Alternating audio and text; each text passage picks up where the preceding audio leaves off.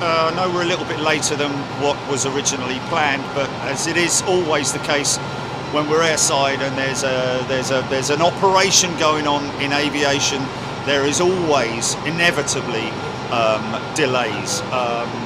Now, of course, this is a very important humanitarian effort today that's been put on out of the kindness of their heart and by hundreds and hundreds, if not thousands, of other folks who've donated to this effort, both clothing and also food, with this amazing aircraft that we're seeing behind us, which is the Lineage variant of the Embraer. It's like the I'm guessing it's like the 190, but it is a private jet, which I'll show you in a little while as well, which is something fascinating because behind over there is an aircraft which is being stripped down and having a C check, exactly the same aircraft, and so we'll be able to get a close look at that. But obviously our most important focus today is this aircraft. Now bear in mind that inside this aircraft it's completely kitted out with a very swanky interior for private customers. Basically these guys cater for the broker market, so you're paying a lot of money to travel on one of these jets. It's a long range variant as well, so all the fuel tanks are in the belly of the aircraft rather than out on the wings, and I'll also show you an example of that in a short while as well. Fascinating to see how many fuel tanks there are versus the size of the aircraft, but we will come to that, maybe speak to a couple of the engineers. I'm going to grab John and Amy Matthews, who are the owners of AirX. John Matthews, the founder and chairman of AirX. The aircraft are named after their children. We've got one over here which is Gib, which is after their dog apparently. So a very successful operation that they have. I think it's second biggest, or at least one of the most successful air charter organisations in Europe. And of course the great thing is that they have very, very kindly donated their aircraft for this humanitarian effort. They do have other aircraft as well. I know a few of you guys and girls are going to be on there saying, yeah, they've got 343s. One of their A343 Airbus aircraft has also been stripped out for cargo. That's on other operations as well, understandably so.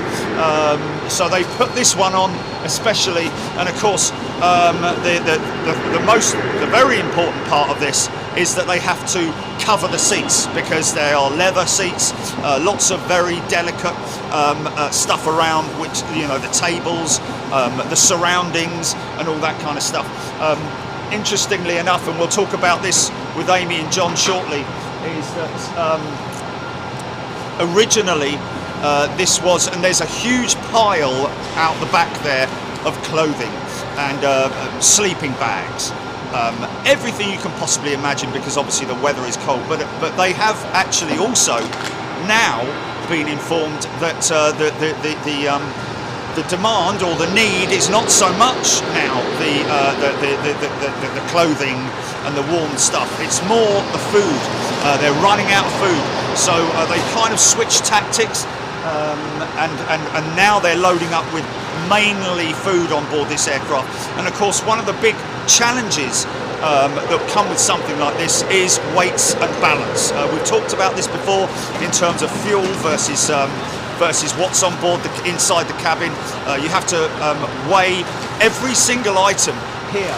Has had to be weighed on scales so that they can effectively put those around the cabin, and in order for them to balance the aircraft perfectly. The fuel, they'll be using very, very minimal amount of fuel because it's not flying very far. Obviously this aircraft is designed for long range operations, but today she's just going to be doing a short hop over to just outside the Ukraine, where it will then be offloaded and then moved off into trucks, and those trucks will cross over into the Ukraine to help as best as they can the folks over there.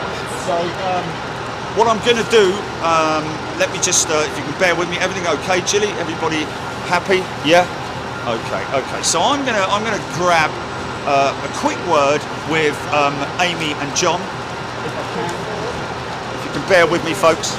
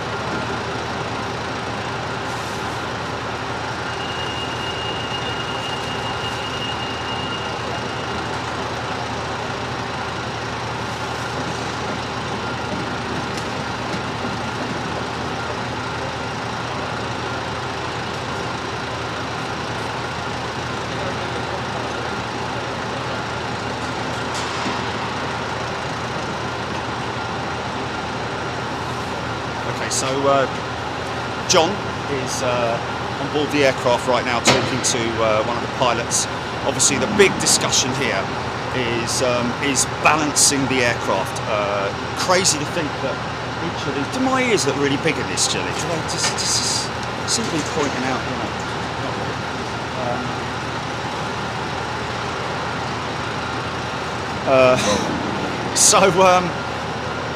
Obviously the most important thing is balancing. See, you know, we're talking about. I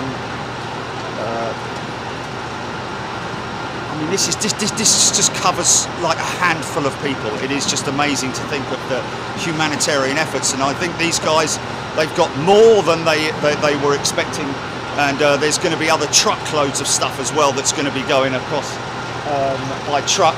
Of course, it's a very expensive operation, and they have managed to obviously cover the cost of it through donations, and we'll talk more about that with John and Amy when they appear. I know they're split off at the moment, but a very interesting operation that we have here, folks. I'll just quickly show you here at in the hangar. A couple of other aircraft, one beyond that, which is the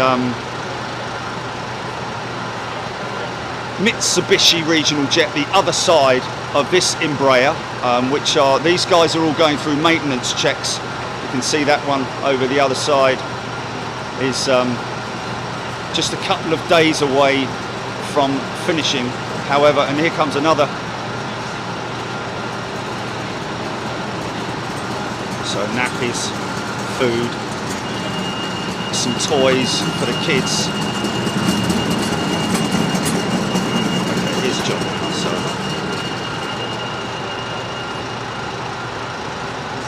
maybe we could just get John a good in shot there. Yes.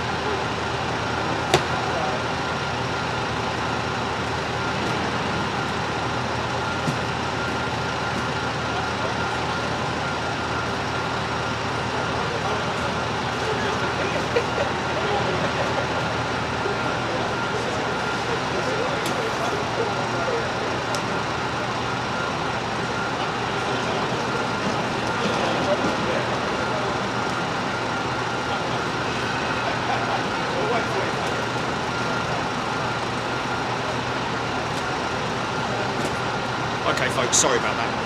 Right, so just behind me here as well, we're going to show you, we're going to have a little walk around this in a minute, because I know there's a lot of you guys and girls out there who love your technical stuff as well. These aircraft through various stages of engine. Oh, here she comes now. Okay, hold on a minute. Okay, you ready, GP?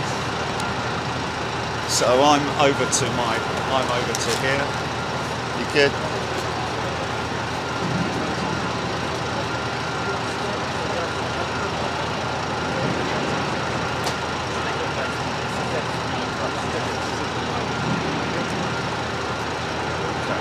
Good? You good? Let's get them both in.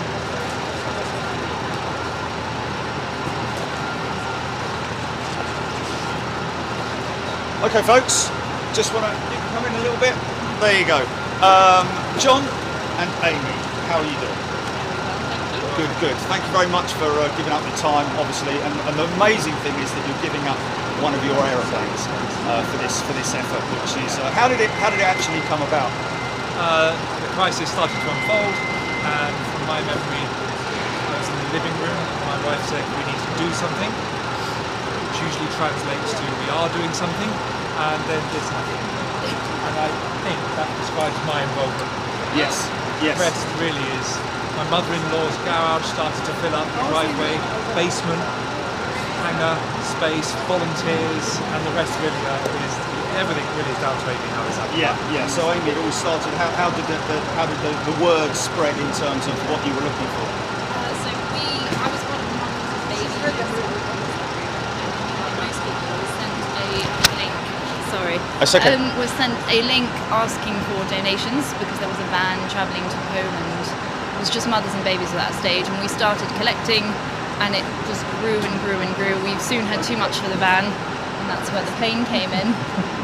But in terms of what to collect, it started off as just mothers and babies, but then when we got the aircraft involved and we had to find a new charity on the ground, and we were just guided by them by what they need, and we've been responding to that.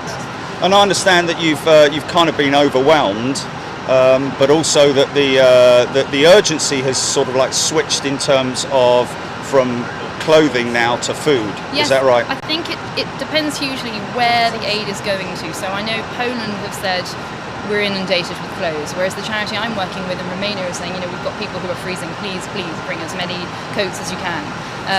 There are some places that are saying, actually, we've got resources here to get food, can you just send us some funding, because it makes more sense to buy it locally. Yes. The place we're going to is more remote, and they've said we actually have no food, so please do bring food. So I think it depends where it's going, and we've experienced, even with this, we've always been flying to the same destination, Suceava in Romania, and even during the last week their demands have changed. So demand sounds awful, their needs have changed. So it was originally clothing, but I think now they're inundated with people, and they're now saying actually the priority is just to eat. So we've had to change the stock of the aircraft, I think yesterday, to mainly food, and we've subbed out the clothes. And I understand, John, in terms of the aircraft itself, that's been donated with AirX, has it? I mean, in terms of the costs and the pilots and all that kind of stuff. So we are trying to fit the schedule of donations into empty flights. This is the first trial, so we try and mitigate that. So last night, for example, this flight would have cost a lot of money. However, it's cost less now because we sold the empty leg to London. So where we can, we're trying to fit it around. And if this goes well, I think we can start to get a bit of a Poland-Romania pattern going to our southerly departures. Fantastic. That's absolutely brilliant. So there are plans to continue the effort in terms of what you have available. He's going to have to. Yeah. If you've seen our storeroom I've of donations, seen the storeroom. It's just we don't incredible. have much choice but to Yeah. keep going. There's a We've limit started it to now. what we can do. I guess Amy's the charity accelerator. I'm the commercial handbrake a little to make sure that we can achieve it. But Yes. I have no doubt that this is the first of many flights to come, yes. And in terms of the actual logistics of the aircraft being loaded, it's quite a challenge, isn't it? Very In much terms so. of weights and balances. Yeah, but you've got regulations that are allowed to take a suitcase occasionally on a seat with a strap around it. There aren't procedures written to load baby powder or nappies or heavier items. So yes, so everything's being loaded. Then as it's loaded, it's going into a center of gravity computer. That's then telling us where the arm, what's called, is moving, where the aircraft can take its maximum, and then we refuel according to the load rather than the other way around, given how important the flight is. I see, right. So you're using the belly as well as the cabin? Yes, we are, yeah. Every single nook and cranny which is available is going with aid. Well, that's I'm going to have fantastic. pilots sitting on nappies. Yes. Not in them, but on them. So in terms of anybody who's watching now and they want to help, do you need any more help, or are you overloaded with stuff, or what? I mean, this isn't going to end anytime soon. There is a lot more to do. It's just a question of targeting it and getting it right. So we're in need of volunteers for the donations. You've seen the mountain we've got, and it really needs to be targeted. You know, there is limited space on here, and we're going to remote places where they're very specific about what they need. There's no point wasting this trip on irrelevant stuff. So that does unfortunately take a lot of manpower to go through the donations. So we need volunteers for that. Then obviously we will need donations, but again, what those are depend on where we're going to go to. So it can't just be a massive anything. It needs to be, we need to have actually specific requests. And then funding. If we do find areas that can buy things locally, obviously that would make a lot more sense.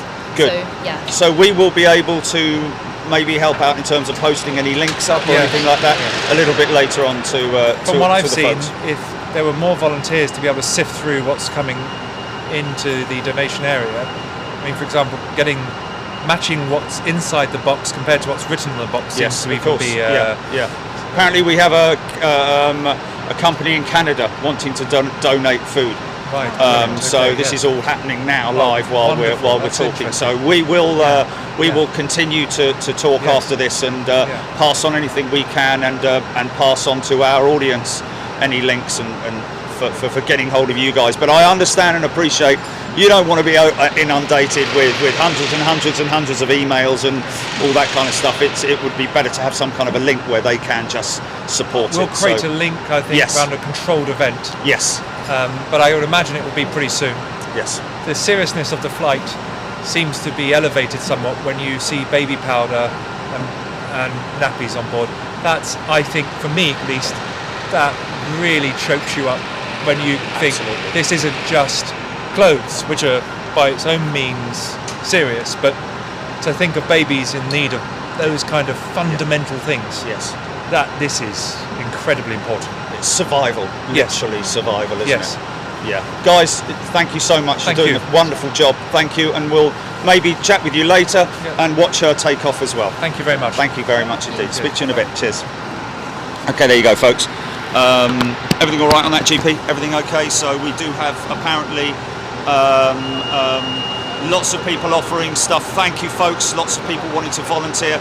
We will let you know as soon as we can anything on that in terms of you guys being able to either donate financially like we did the other day, which was just wonderful. Again, I have to say a big thank you to everybody who did help out on that massive donation of nearly $8,000 to these guys in Ukraine, and that will obviously be filtered out to all the different areas where it's needed the most. Well, it's needed the most everywhere, isn't it?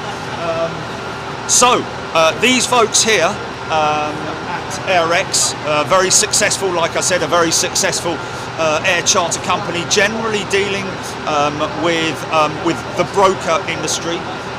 So everything on board these aircraft is very high class in terms of, you know, you're travelling in real luxury. I'm going to show you inside this aircraft in a couple of minutes. We'll also have a look at this aircraft, the equivalent of this aircraft, in its C-check, which is very interesting. I know a lot of people are going to be wanting to see inside this aircraft. We're going to go in there now. That's the first thing we're going to do. We're going to see what's going on, just a little bit of fly on the wall.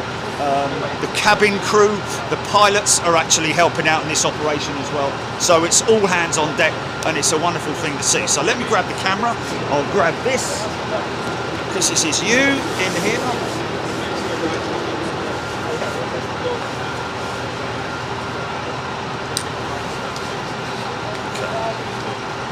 I'm going to switch that out.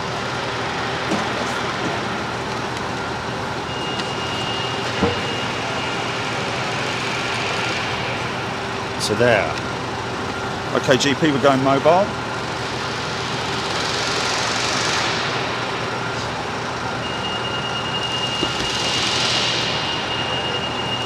Right. Okay, how easy is this? Okay, folks. There you go. There's one of your pilots. No doubt doing a. So this is. What's that, GP? So visually, ladies and gentlemen, this aircraft is no different than the Embraer E190, I think, 190.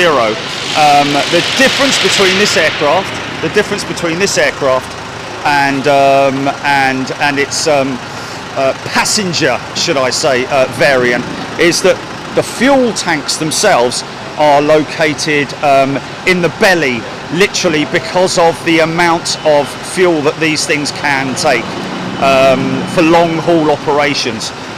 Look how nice and shiny that cowl is. Right, we're right up close to this little CF34 engine, and that's what we talk about when we talk about multi-blade turbofans. So let's just have a little look on board, shall we? And get involved in that. Wait a second. Okay, just got to be aware that there are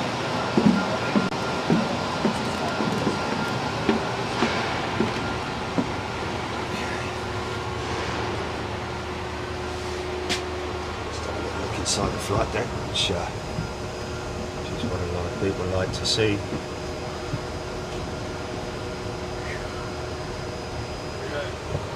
Critical. Do you want a drink? Do you want a Oh, drink yeah. of water? Oh, God. There's it, it's amazing. Yeah.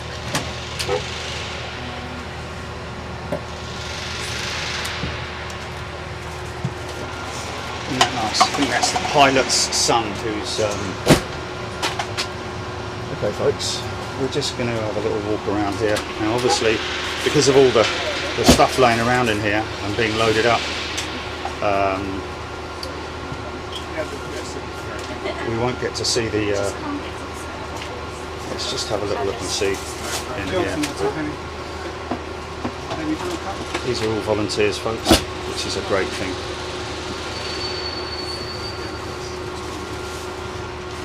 Let's have a walk through here, shall we? Okay, here we go.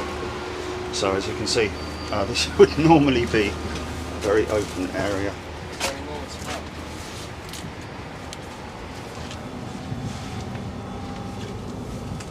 Thank you.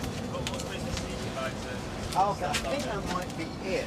So we're talking about, so you're talking about the weight on each box. So you're needing to balance this whole thing out.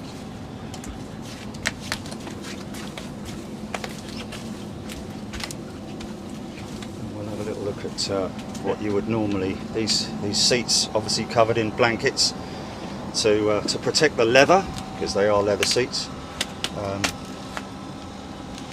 Steak hot pot, folks. So this is probably a very heavy box at the back here, and of course as much help as they can get right to the back there, even the bulkhead being used. So as you can appreciate, these guys, look at that, even these 1.85 each one of them. Sorry, thank you. No worries, no worries. So you can get some idea of the interior of these aircraft.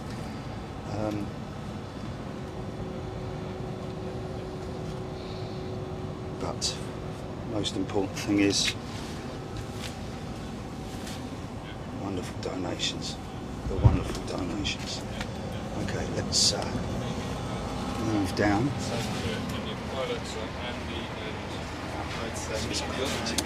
Guy.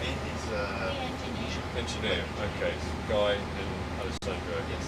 Okay, Lord, we just thank you for this crew, for Guy, Alessandra, Amy and Andy and anyone else involved. Pray your blessings over them. Lord, just protect them and may they just be safe, and may all of these things go to the right people in the name of Jesus. Amen.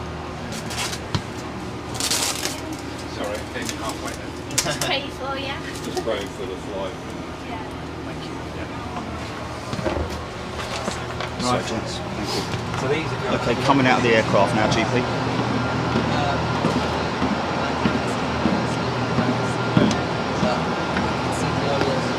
Right. Okay, so we're back out now. So in terms of the aircraft, folks, because obviously, you know, we have a mission today. I believe that all of their aircraft are named after either their children or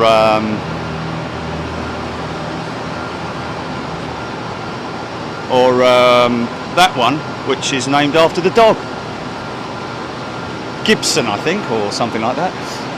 Very interesting what they have here in the hangar. So now let's have a look at this, folks, because this is something that we've talked about many times, and that is the maintenance checks that these aircraft go through. Now this is a C check. Now when we talk about C check, that's, you know, a D check is the most significant check that you could have. This one is 56 days away from completion, or rollout, should I say. And as you can see, compared to that jet there, which is all together, this one here is not.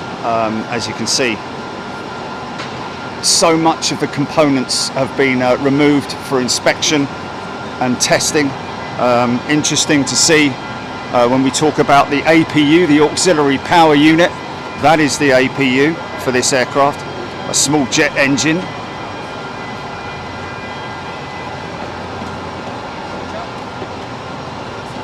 So we'll have a little walk around. You can see now that what is really interesting is, let me just, so all the fairings, you remember we talk about fairings on the aircraft. This is what is behind the fairings, and this is a good opportunity to see all the components that are behind these fairings. Obviously there are inspection panels to get to certain critical or important components, some of them actuators, pumps, motors, all sorts of, that's possibly air down there, which is possibly used for the jacks.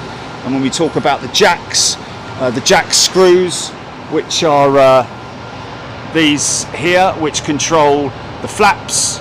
And of course this is all the stuff that is exposed now because of the canoes, which we call the canoes being off the aircraft.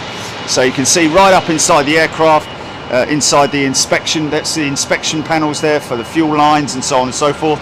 The engine covers, now you can get a clear example of how well attached the engine is with the pylon. This is the pylon here that we're looking at here. So you've got that main strut there, which attaches to the wing element. There's another attachment up there, and then there's another main one there, which we can't really see too well, but it is visible. So all of these areas need to be inspected, but it's interesting to see an aircraft literally naked. These engines will come off as well. I believe that these engines are going to be removed from the aircraft. Then we move around and we see other example of where the fairing would normally be. I think this is the air conditioning unit. This is the air conditioning packs in there. There's the leading edge slats, which we can see there. Very interesting. And what is really interesting, folks, is look how many fuel tanks are inside this aircraft. That is pretty crazy, is it not? And all of those tanks are ergonomically shaped specifically for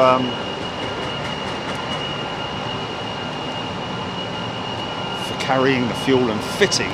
I'd imagine that the hardest part of that whole operation was probably getting those fuel tanks out of there, I'd imagine, because I can't think that there's any other way that those tanks would have been removed from there. So now you can see that the mechanism for the flaps here. So that's the screw that you sometimes hear going and all that when they're selecting the flaps. So again, another prime example, a perfect example of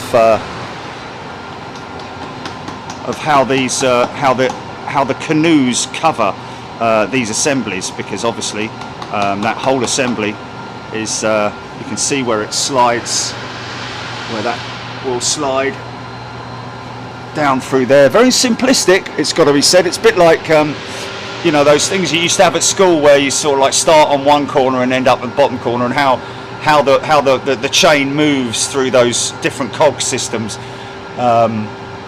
but still very very efficient. And now you can see right the way down the line there, everything exposed, and I'm imagining there's a possibility that these assemblies will be removed and inspected. A D-check is obviously every nut and bolt and every rivet, literally, up inside the wheel bay there. Of course, this is it's exposed on the Embraer, much like the 737. So you can see the whole. I'm being told that apparently the undercarriage will be removed. And she will be jacked up on her own.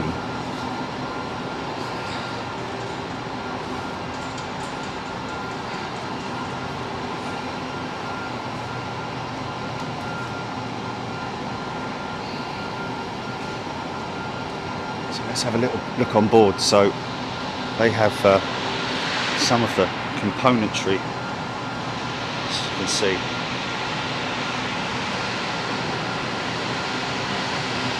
Walnut, a bit like the Daimler or the Rolls-Royce or the interior of a very posh car, but everything's more or less been removed out of this aircraft.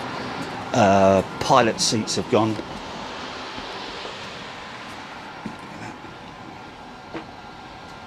So, basics.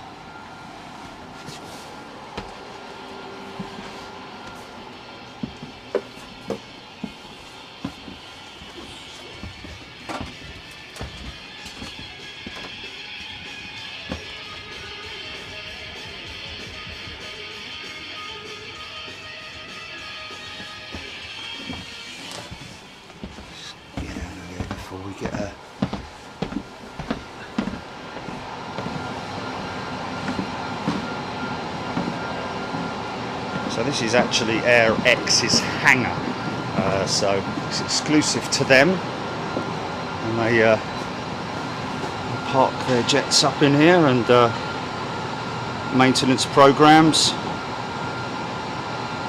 just basic maintenance, even if it is something very basic.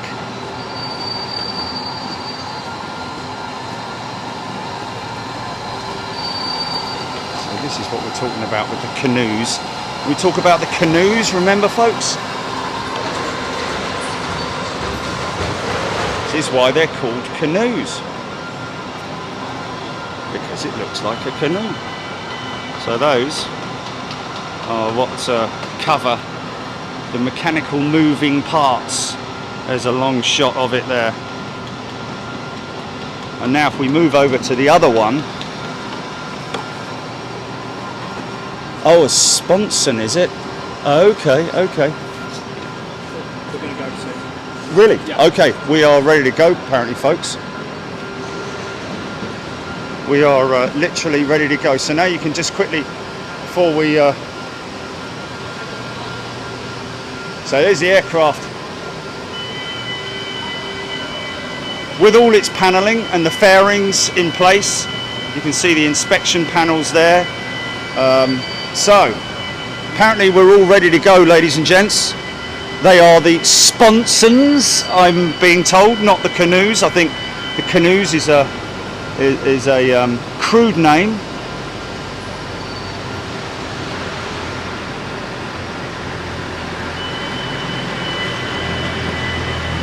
I believe we are imminently ready for departure, folks. I've got some more stuff just being moved out here now.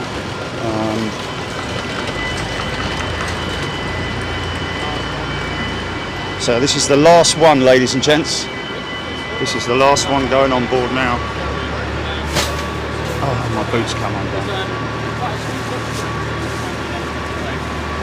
Okay, I'm going to put this on the ground. Stand by. I just need to do my boot up. How's that come undone?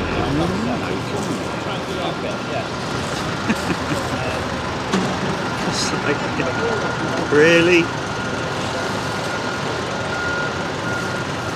Boat fairings. Oh, so even more a canoe reference then. Anyway. Just a touch.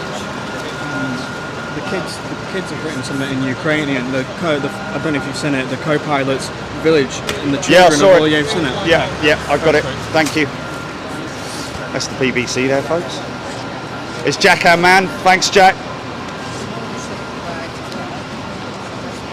So, come on, that. Docky vision, yes.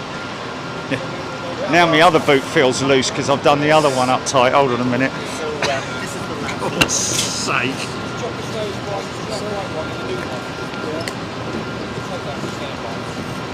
Rival cameraman.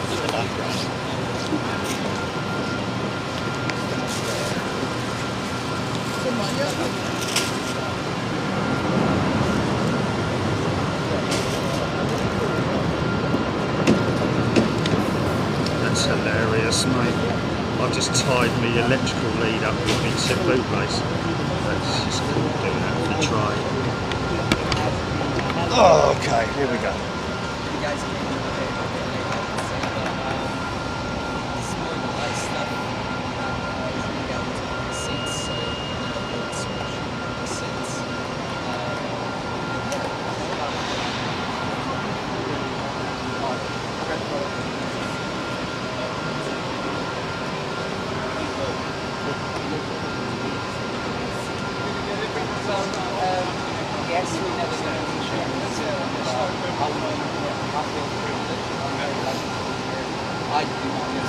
Just show this. Right.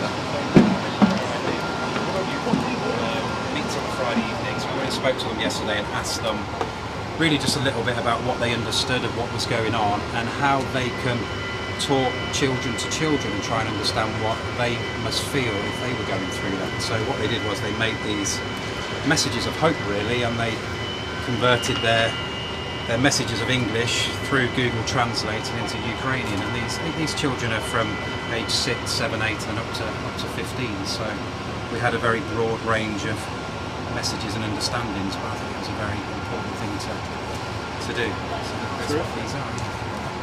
It's fantastic. It's a really nice touch. Thank you. Wonderful. Good stuff. Good stuff. Cargo on there. We'll send that to them, so we'll send it to you guys so you can show them that it got through. Yeah, that'd be brilliant. Yeah. We're going to share all this stuff. So, and in flight, actually, I've got to put a couple of hashtags on there because what we would love to have in a nice, positive way there's maybe one day a bit of feedback. So maybe, you know, in the old days we used to call it pen pals, didn't we? But if these children can have a connection through their social medias to understand directly with them what they're going through. That's a really good idea. And it's an easy connect, isn't it, through social media and hashtags. So through the youth group, they can maybe one day contact them. For all those kind of, you know, people translate things and so on, it's going to mean that they can actually make friends. Yeah, exactly. And this one actually in particular, this was from my son's football team. And in Ukrainian, and basically what this says is on the English on the back is we stand with you side by side. We hope that happier times are on the horizon for you and your loved ones. You are braver than you could ever imagine. You are strong, courageous, and keep being you. We hope that one day maybe you visit and we can play a football match. What's the name of their team? This is Rugby Borough Under-11s in Warwickshire. Yeah, so just those kind of personal touches, really. Yeah. Kids' Big age, shout how out they to can them. try and translate what they're feeling, I guess. Yeah. Terrific. Yeah, it's sad, isn't it? It is very sad, but hopefully that the younger generation will kind of reach out in a different way. I think that's what we hope for, isn't it? In the political side and obviously in Russia as well. I think we're relying on that younger generation, maybe have a slightly bigger worldwide thought process. And, yeah, let's hope. So. Good stuff, gentlemen. Right. I think we are.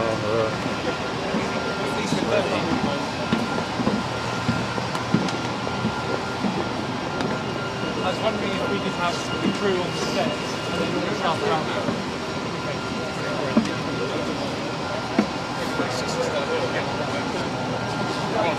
Slapping on the perimeter. It's quite a momentous.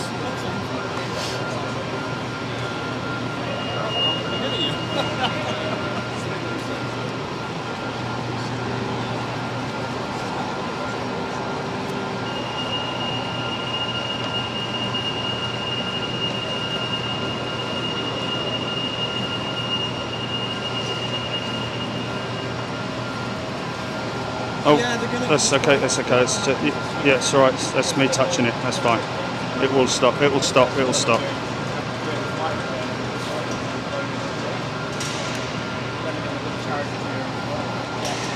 It's very sensitive, that, isn't it? Very sensitive.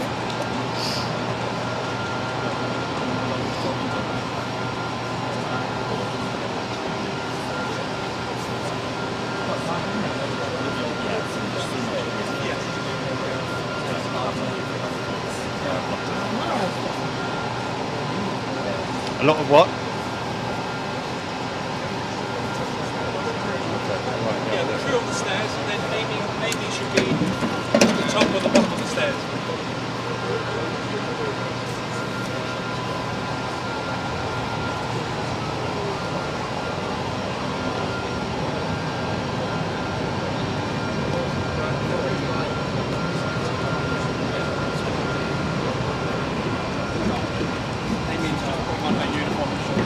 Now, just as a sidebar, this fella here I spoke to earlier on, this young lad here, he started his career sweeping floors in a hangar.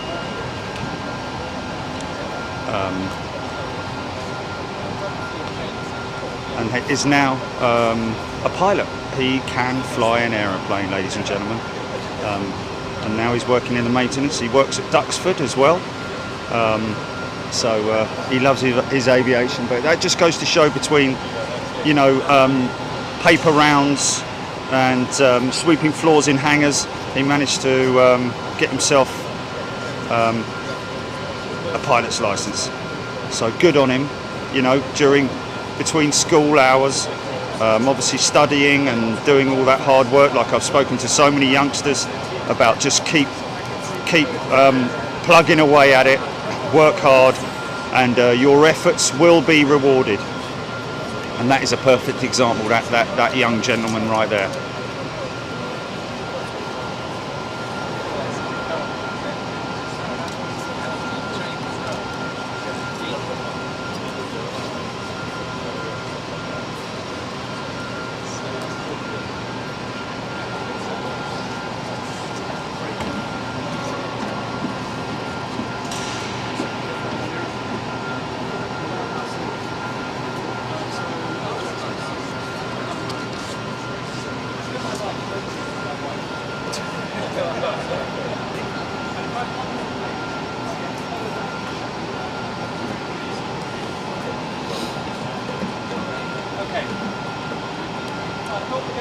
lost with a crew of steps.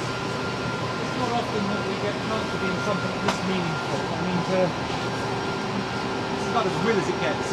We take wealthy people, head of state, government, you name it. We haven't often taken nappies and baby food. This is a real crisis that's going on, and I think we should be proud of what we're involved with. But this has all happened because my wife walked in the living room and said, we need to do something.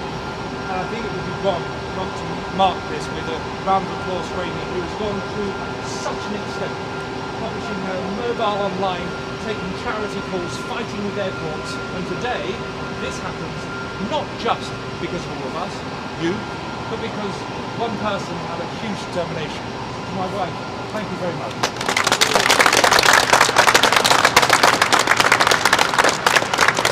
And now, if we can get the flight crew on the stairs, it'd be good if we can gather round and we can take a photograph to remind ourselves that this is what we did on days off, on overtime.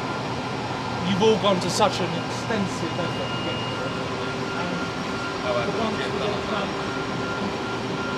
it means something. And today really is about the highest level of human value we can get. So let's gather around and try and get through something. Okay? I'll go and get the flight through with you.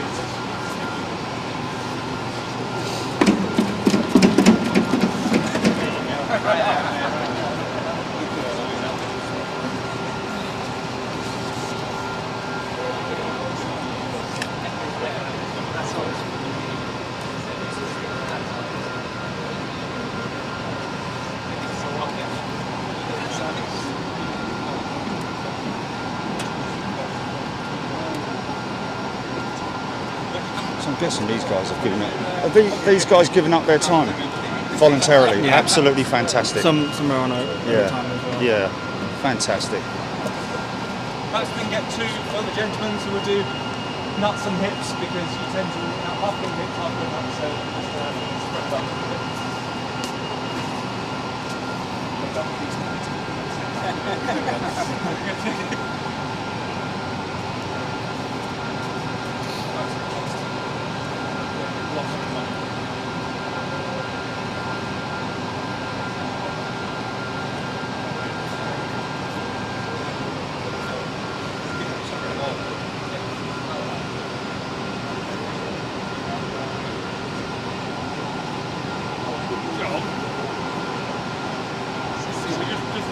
Yeah, just wait. Do you want me to?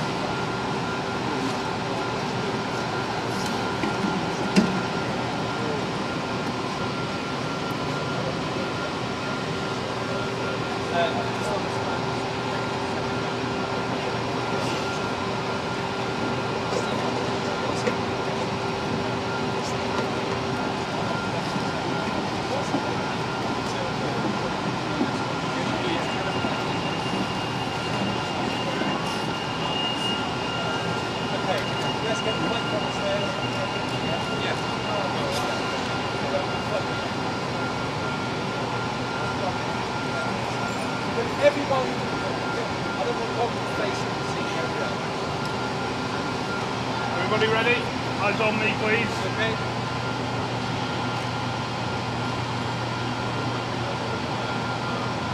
And again. Fantastic, thank you very much. Okay. Great. Good. Thank you, everyone. Thank you for your efforts. Thank you. Great work, man. Great work. Great work, fellas. I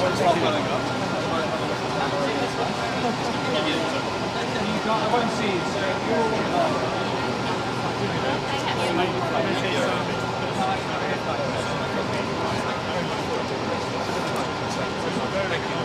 Cheers, goodbye. Okay, let's go through. Okay, we're going to get a...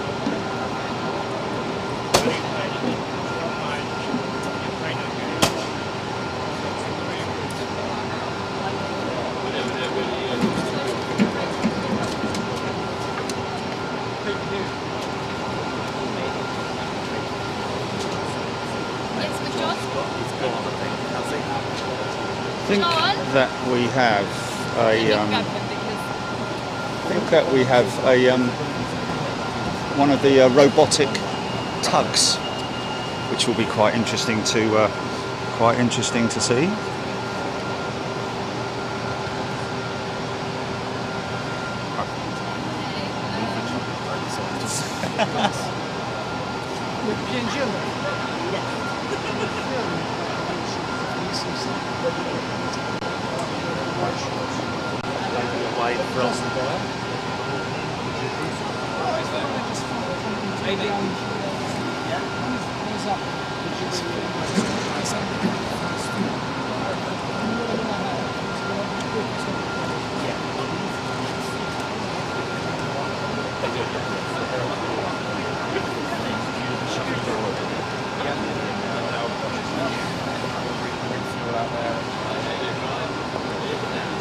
Okay, we found John. Perfect. What just John in this one?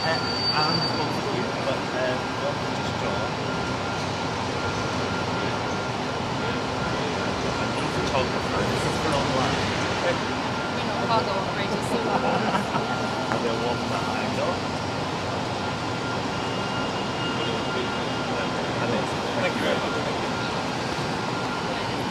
bad boy fuel.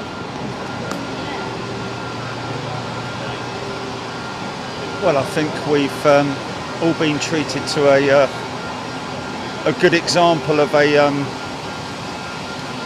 humanitarian effort, folks. Just very quickly, whilst they prepare, little things that we've looked at before.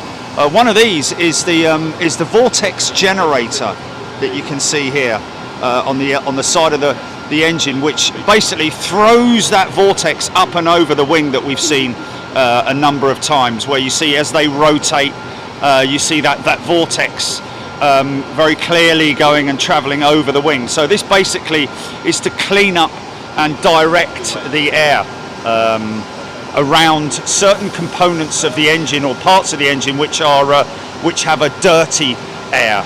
As you can see here, the way that this is this squared off edge here is quite a turbulent air exit, so to speak. So that's part of that vortex generator, or splitter, as some would say as well. We're gonna kind of show you, give you a look inside that MRJ in a little while, just very quickly before we sign off. That's just completing, I believe, I don't know whether it's whether it was a major maintenance check or whether it's a B check maybe, but you can see, okay, the doors are opening and here we go.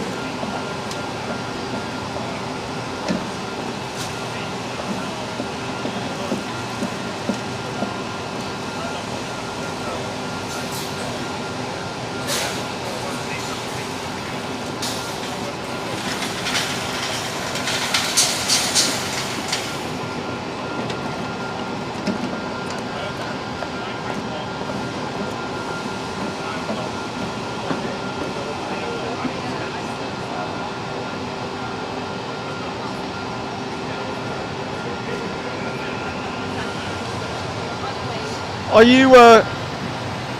Is the door closure the final? I mean, obviously, but are you going to be on the flight deck prepping stuff, and then the steps go up, or is it steps go up, door closes, and then you're prepping? We'll try to have all our prep done before the steps. Okay. Can we film a little bit of that? Is that okay? Yeah, well, we're going to push now. Okay. And, start the refueling process, and then we'll have some time to set up and do some. Okay. Perfect. Thank you. That's the APU's just been fired up. I'm going to be needing a trouble.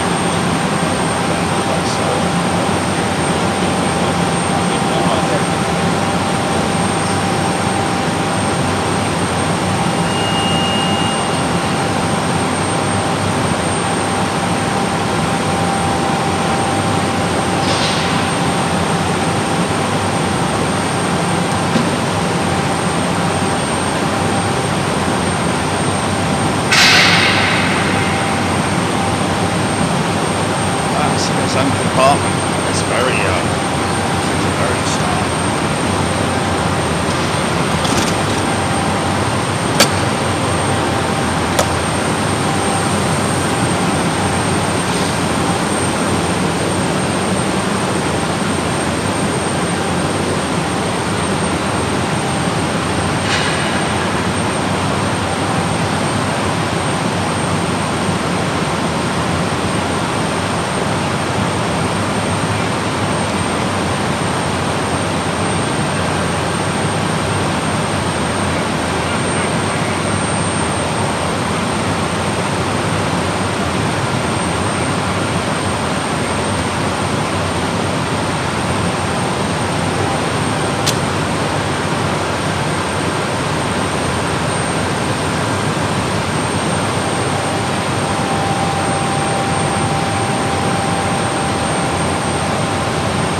Not going to be the E-tug then, I don't think. It's going to be a standard tug. Tow bar. Oh, it's cold out there.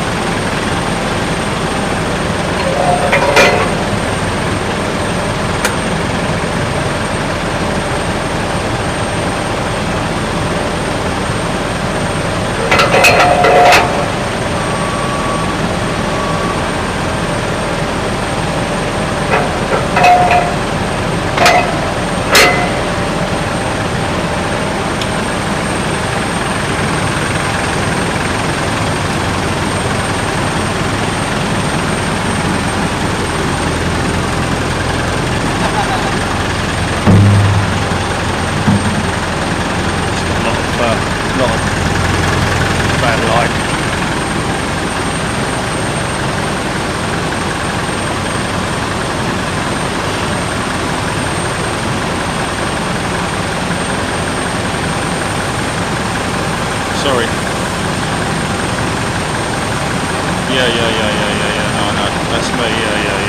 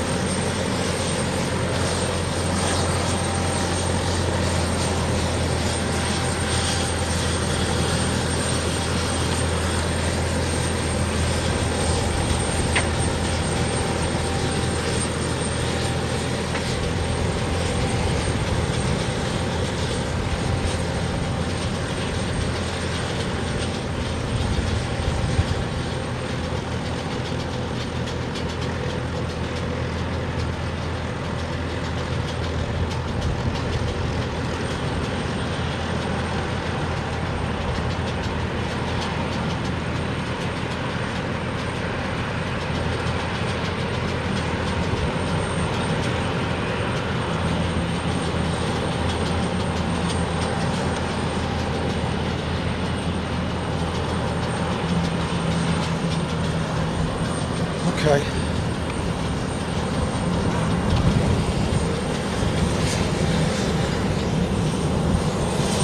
Get ourselves in the sun a little bit.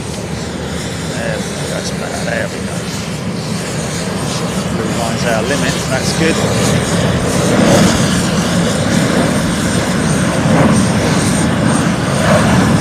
All good, GP?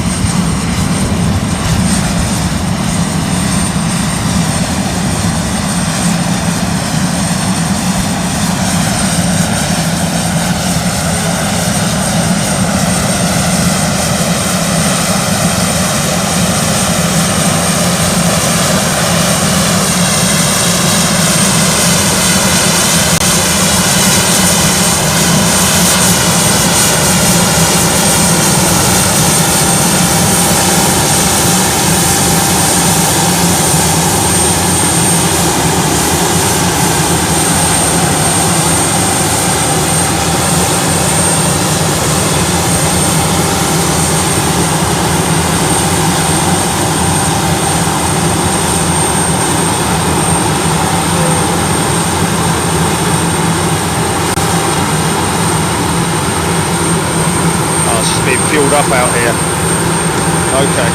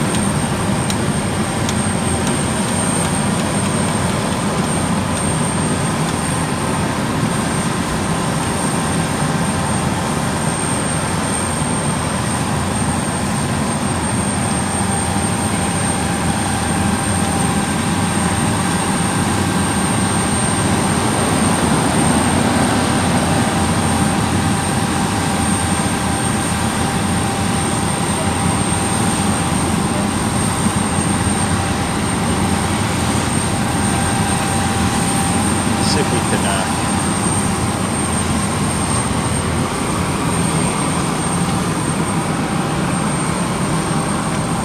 could see the fueling procedures.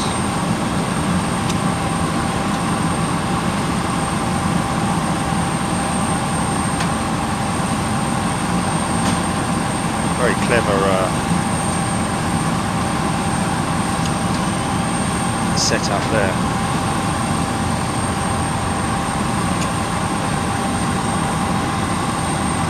Guessing that's an option when the aircraft is manufactured, whether you get those that fold-out system or whether you just use standard steps and or passenger.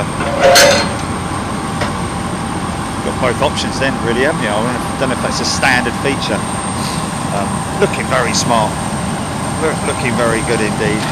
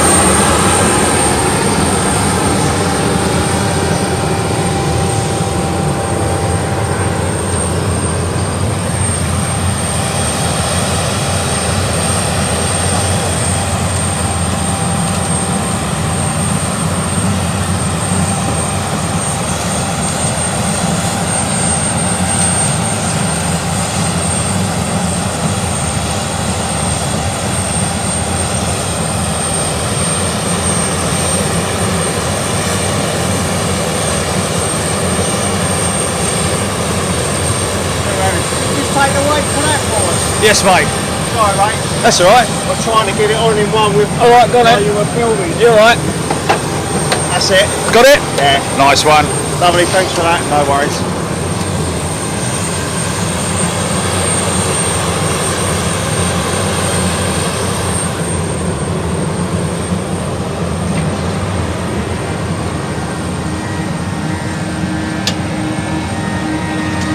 Not very much going in her then, no?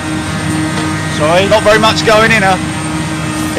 Fuel wise, Yeah. about we said we've got up to about 12,000 litres. 12,000 litres. There we go.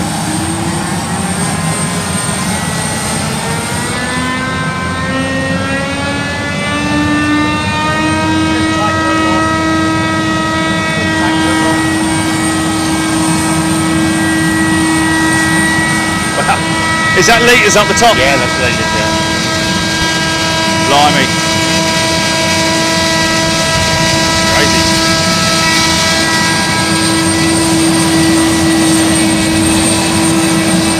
Walk around inspection.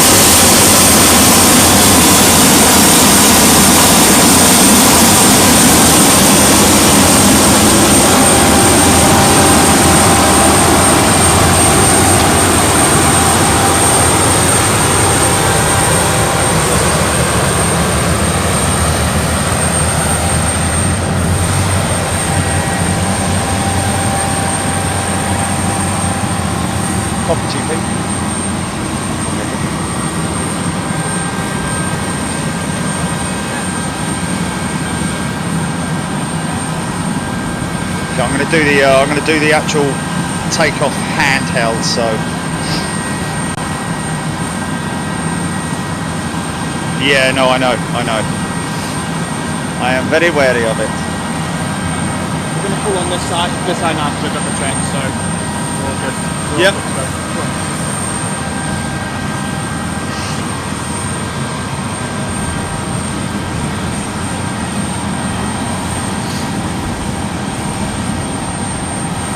Yeah. Yeah, it's so outdated, isn't it?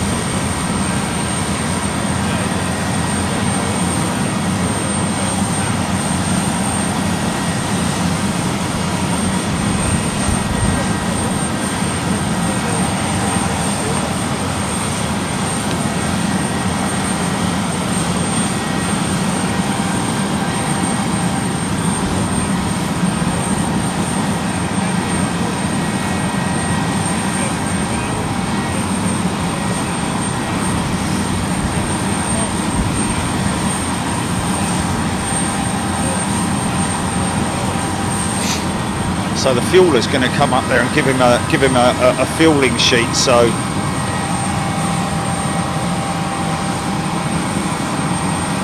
I'm guessing that I'm good to get a couple of minutes up on the flight deck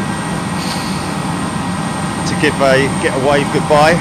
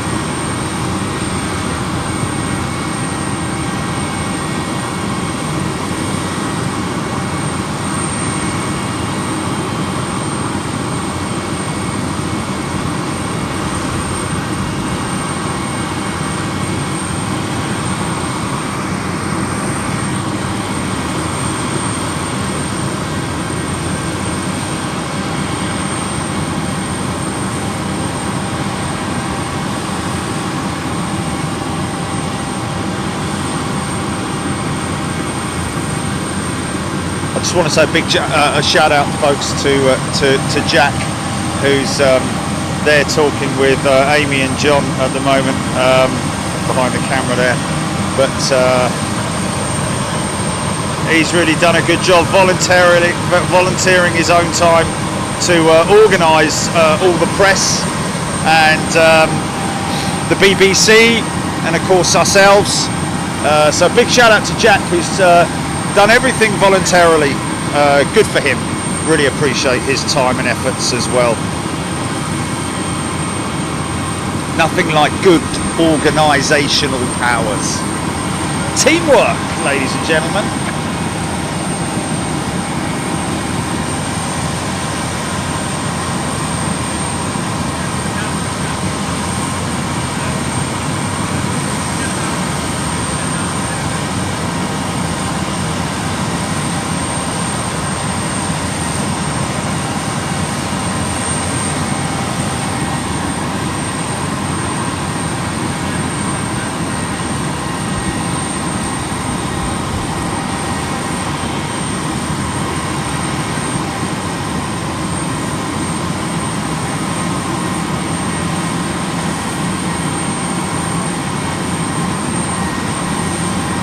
Chilly, tell ya, it's chilly.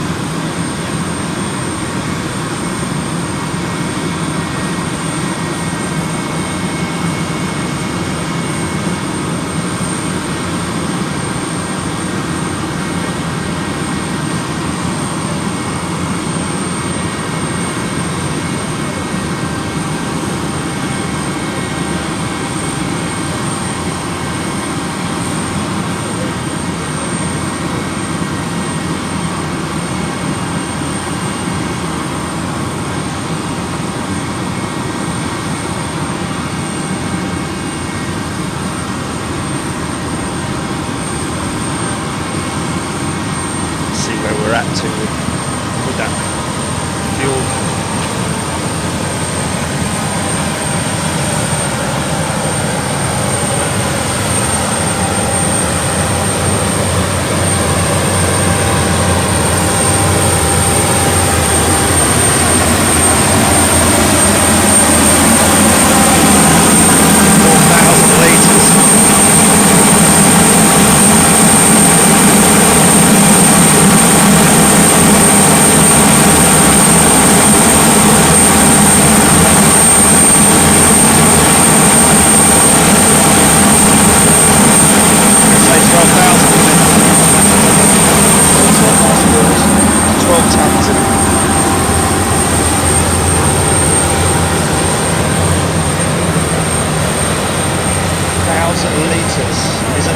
Litres 1 tonne, 1,000 kilos is a tonne.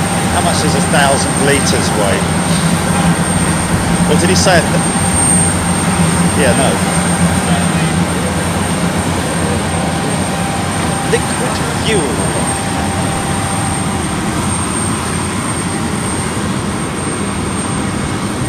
Oh, baby.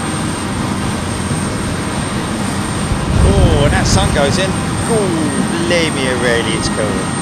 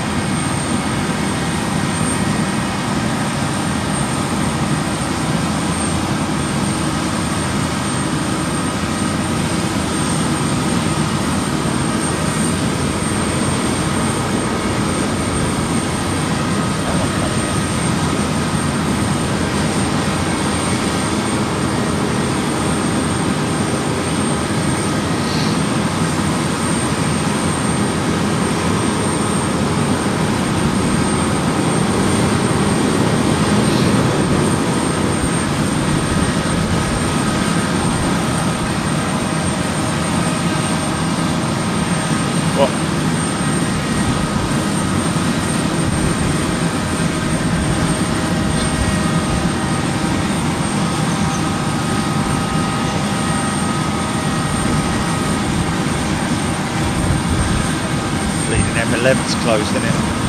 Got to go back cross country.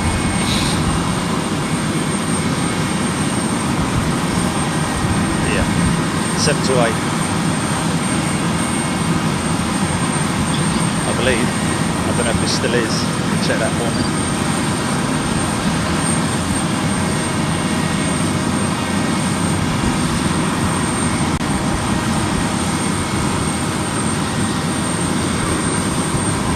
So folks, just a quick reminder to let you know what this is all about. This is a humanitarian flight organised by AirX.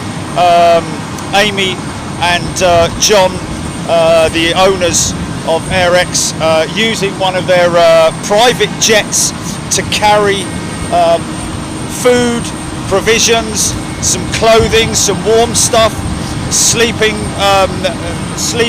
stuff, blankets, everything you can imagine. I mean, apparently the demand or the request has been more for food in these last few days, because people are literally running out of food, nappies, baby provisions, and so on and so forth. Just literally survival kits for these folks out in Ukraine, and we wish them all the best. Amy and John telling me that this will be one of many, as many as they possibly can, with their empty legs, that they will utilise as many empty legs as they can for their private jets, as well as their A340-300s as well, which a lot of you folks are probably mentioning as well. They also operate a couple of A340-300s, one of which has been stripped out for freight. So obviously those aircraft, whilst they are not in operation, or whilst they have a dead leg, or where they're coming back empty, for example, or there is an empty leg, they will utilise the aircraft. If not doing this, they will use trucks. But Amy has been inundated and overwhelmed by the amount of support that she's had from people who have been donating to this one appeal, which is one of many, I would imagine. So a big thank you to everybody, of course, who's got involved in that, and I know that we're going to try and put out some links later on where you guys can contact to provide anything that you can in terms of financial support or aid in whichever way you can. So a big thank you to everybody. So we're just waiting for these aircraft, these folks, to finalise everything now. Looks like we've still got a little bit of fuel going on board, but I think we're nearly done. I think it's around about 12,000 litres they were putting on. Of course, a very small amount of fuel compared to what this aircraft is capable of carrying, because she is used for doing long haul operations for private charters. So a very small amount of fuel, and of course the big issue here has obviously been weights and balance for this aircraft, which they've very carefully coordinated by weighing each individual piece as well. So looks like everything's ready to go, and we'll cover the full departure as well.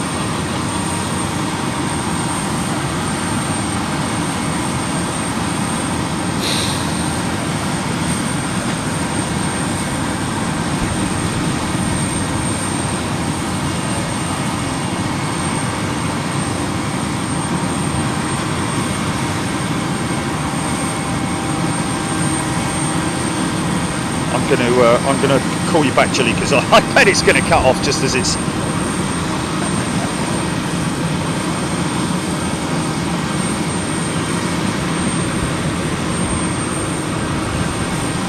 Say it, mate, Dad.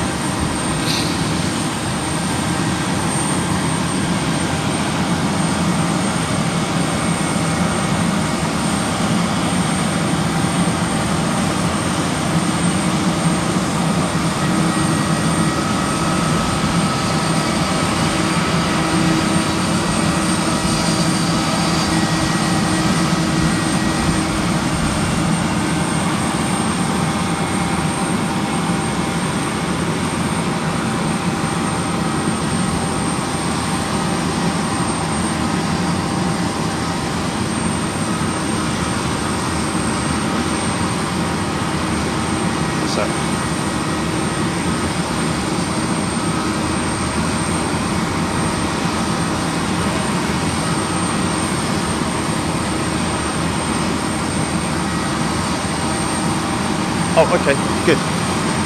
Perfect.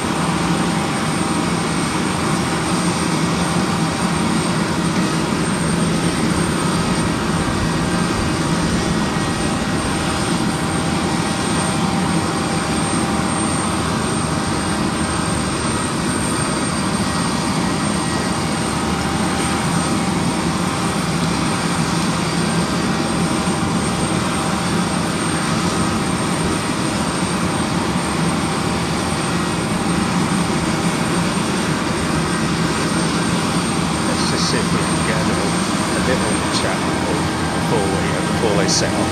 Just want to get a thumbs up from them. That's the critical shot that we're looking for. Oh, okay. Hey, all set, Millie? Yeah, just waiting on the fuel to finish. I've got about another 3 tons to go. Sorry? Got 3 tons of fuel.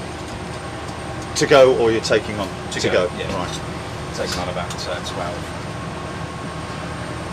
Uplift of 12 to 15 tons.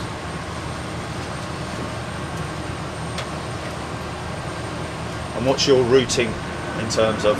Sure, actually, I will be able to inform you later on that. Yeah. Don't know what they've got planned. I'll just get a little bit of PLV. Just the difference in the problem with the other problem is we've got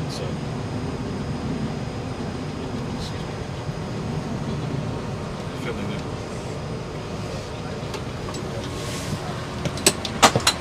Sorry.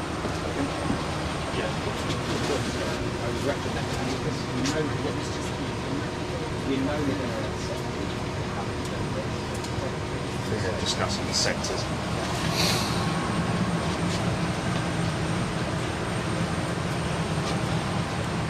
That's quite an interesting and quite stowage slide for the steps.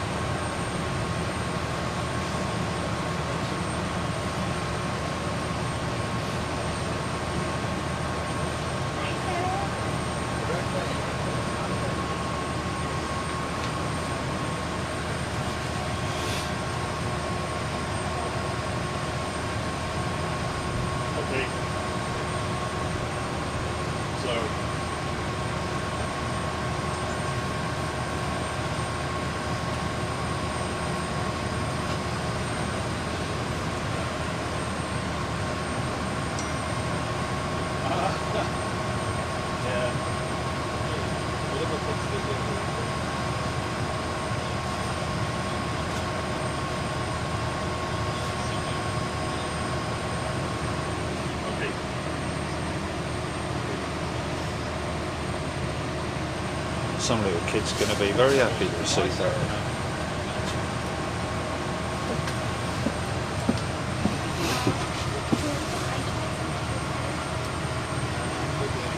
I just want to get a little thumbs up from you guys on where literally in the last, don't get someone, it'll be just a few more minutes yet. I think 15 minutes. Is it? Okay, alright, I'll leave you to it. Yeah, we've. I've just mentioned that little thing there's going to make some kid very happy, you know. Yeah. So it may to us look insignificant, but you know, there you go. That's going to be a very happy teddy bear at some point, isn't it? Oh, bless.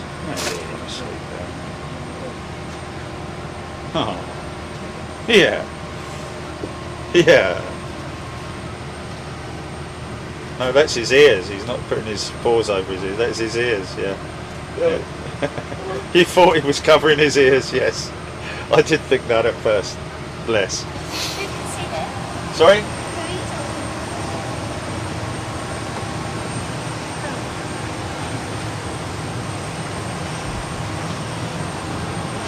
Okay, another 10 to 15 minutes before this thing's fully fueled up. Well, not fully fueled up, but fueled up enough to take it to its final destination. So let's just have another little walk round.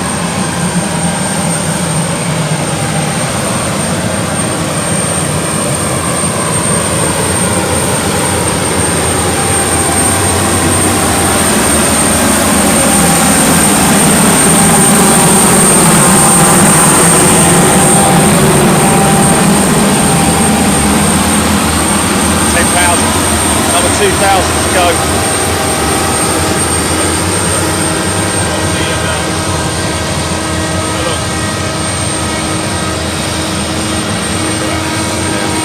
There we go.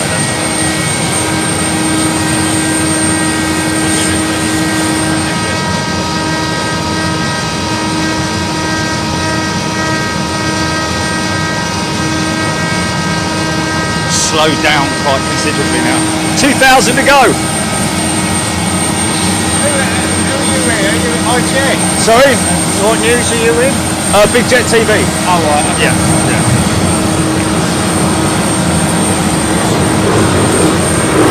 You know this is a humanitarian flight, yeah?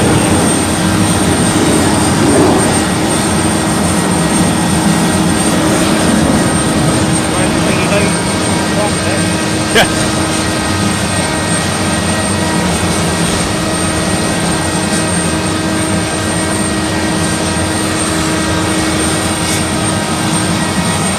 Only little CF34 engines, folks. I know I say little. If you were with us in Skiathos, you would have experienced it along with me. The jet blast that these engines are capable of delivering.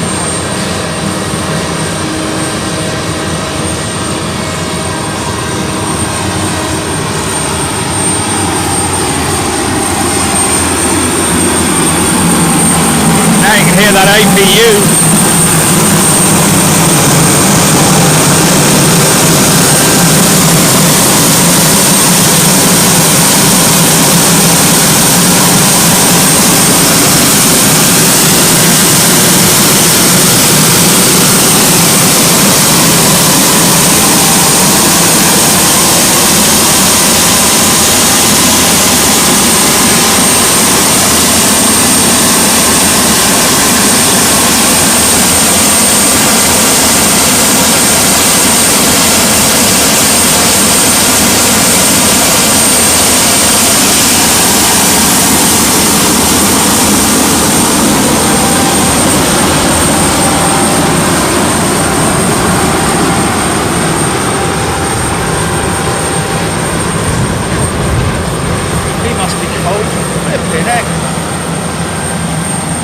Aren't you cold, fella?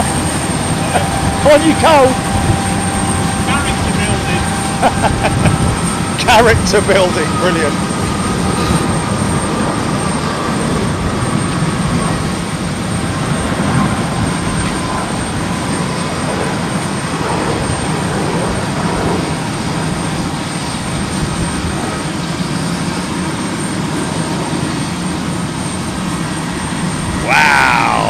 wind is cold, man.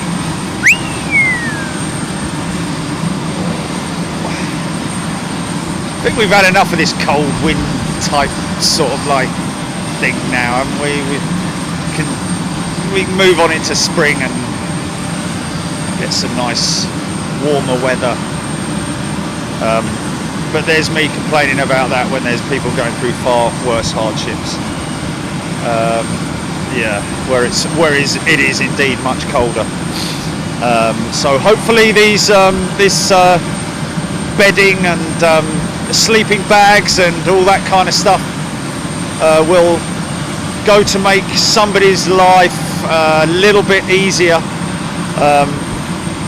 It is tremendous hardship that they're facing at the moment, and who knows when it's going to get any better for them. But whilst we as human beings, us lot, are able to dip into our pockets and donate either money or goods, it's always a wonderful thing. Food is what they need at the moment, as well as obviously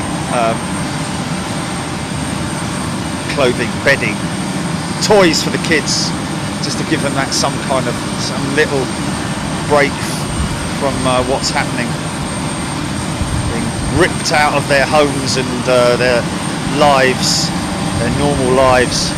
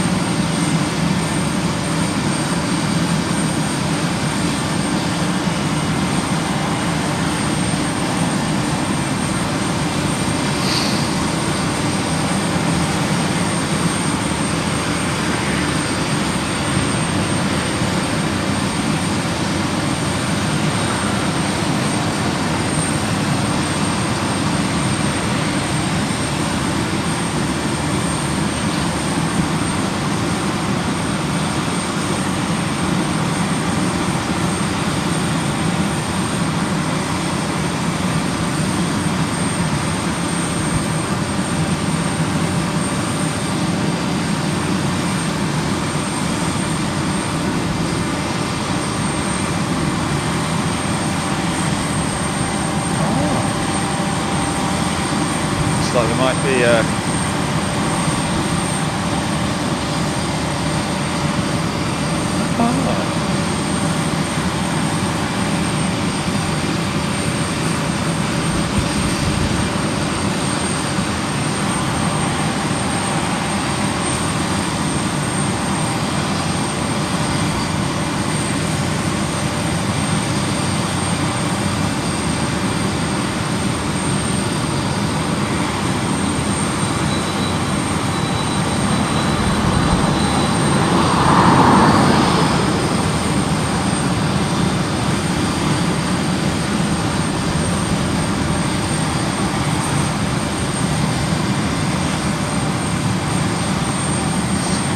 Of course, don't forget also the belly of this aircraft has been used extensively, folks. Quite a surprisingly big cargo hold in what would a lot of people term as a small jet, but she can carry quite a lot. I'm not sure exactly what her capacity is in terms of weight. Maybe 10 tons, something like that, I don't know, maybe a little bit more, maybe a little bit less. Of course, bear in mind that, again, like I said earlier on, the weights and balances is the most important factor in everything here. Aircraft has to be perfectly balanced in order to operate efficiently.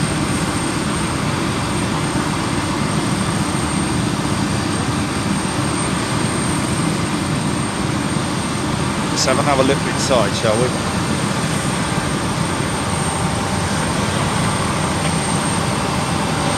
Inside. Yeah, let's go on board and just show the folks, because there's a lot of people who may have just joined us who are wondering what's a private charter jet doing, operating in these situations. Can we just have a walk through the back there, folks? Thanks. Thank you. Thank you. Thanks. Okay, as you can see, folks, this is not your normal use of this space. This is obviously normally very wealthy or business people who are travelling on these jets. The leather seats all covered up, as you can see at the back there, for protection. The only visible sign of luxury, literally, is the TV and the cabinets and so on and so forth, walnut style, and as you can see here, very much needed for the babies out there, desperately needing nappies, and of course out the back here, more food, as you can see here. Steak hot pot, so as much as they can possibly. Did you say you were getting a yeah, oh, does it, is that me on the lead? Is that the glitch lead? Yeah, oh, okay, yeah, sorry, it's yeah, okay, but as you can see, folks, yeah.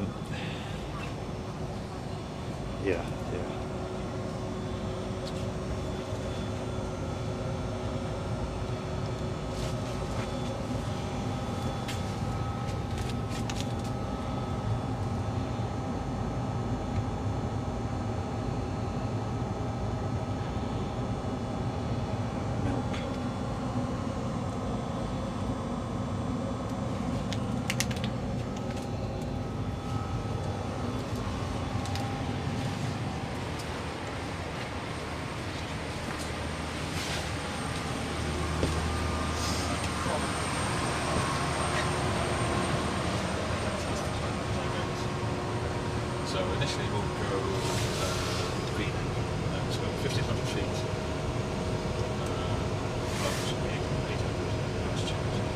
Flight sequence will be there.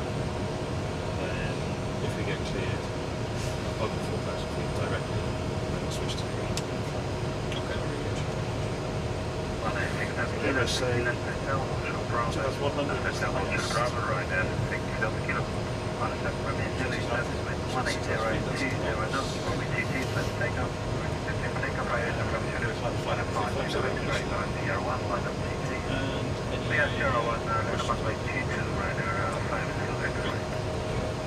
So fuel is just about finished. Range 1, Romeo 1. So they said to get us up at 45. Yeah, the handler's changing it to on the hour.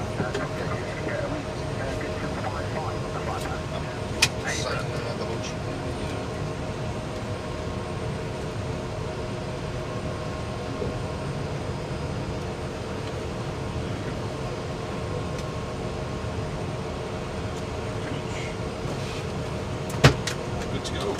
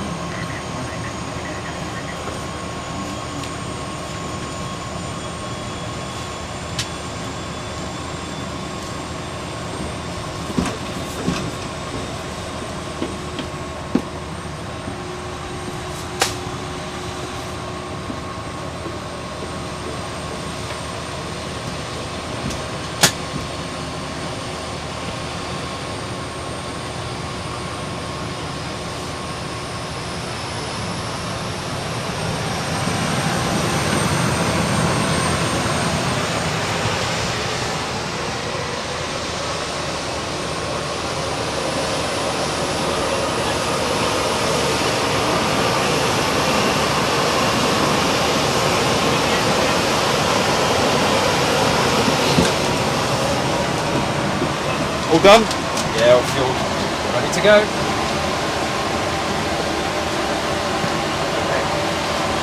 Right, have a good flight, everyone.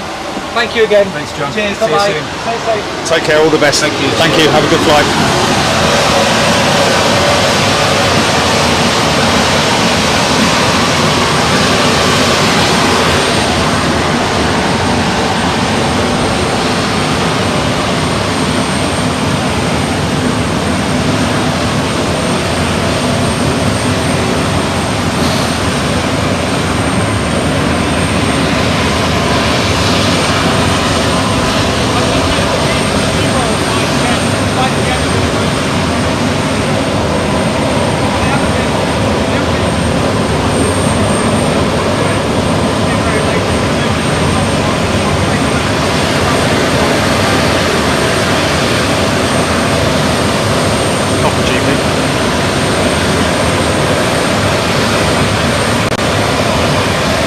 Don't know why I put my thumb up then, but I just did.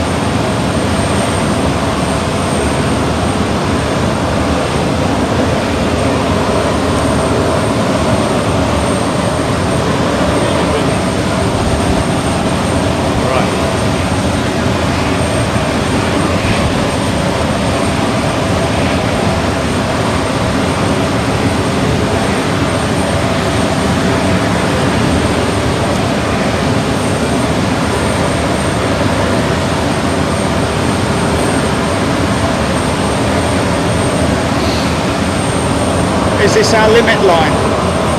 Yeah, there is a limit, but really, Yeah. you're okay just here. If I can ask you in a moment just to take a few steps backwards, please, that's when he starts before he takes it. Okay, yeah. Thank you.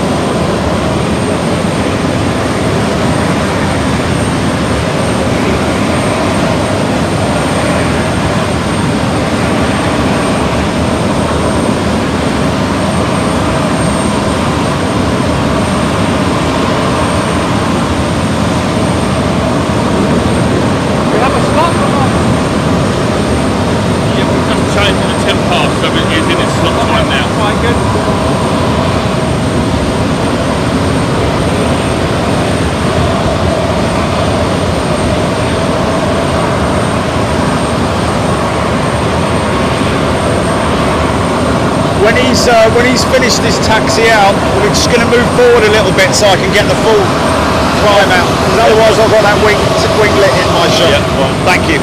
No problem. I could walk you out a little bit if you need to. Even better. That would be great. Thank you. Obviously, you must be a stalling, but I can take you out a little further. So you get a bit Fantastic. better. Yeah. Just the official line, and then Yes, the of bollocking course. line. Yeah. at the Yeah. back. Yeah, when we're down that end, normally they take us out to a little, there's a little section out there, but not seeing anything like that down here, but it's all good.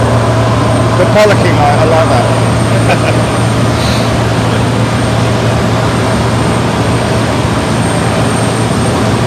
Say a minute then.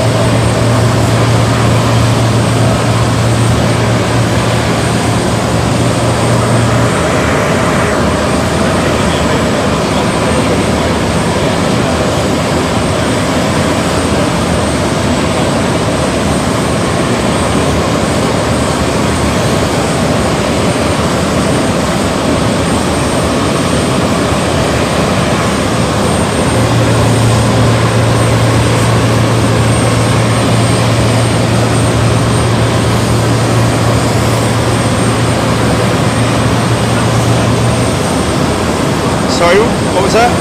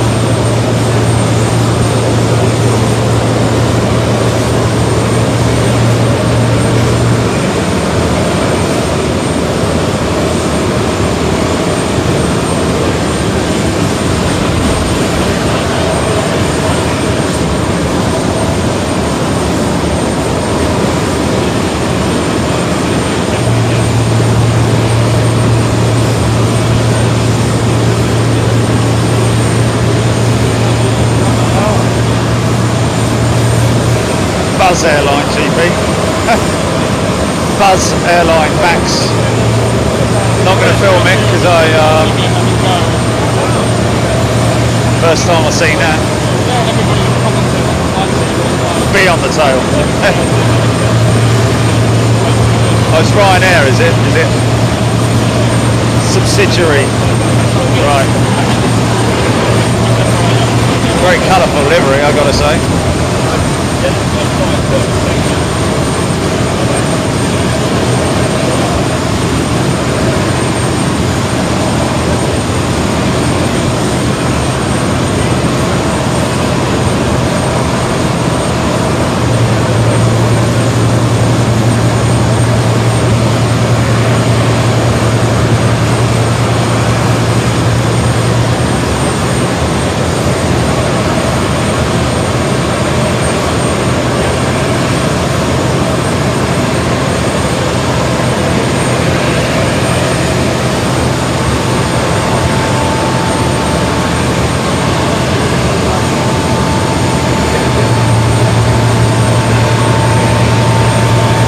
Globemaster now casting a shadow over the front of this aircraft. A Miri flight right behind me. C-47, huge tail, casting a shadow.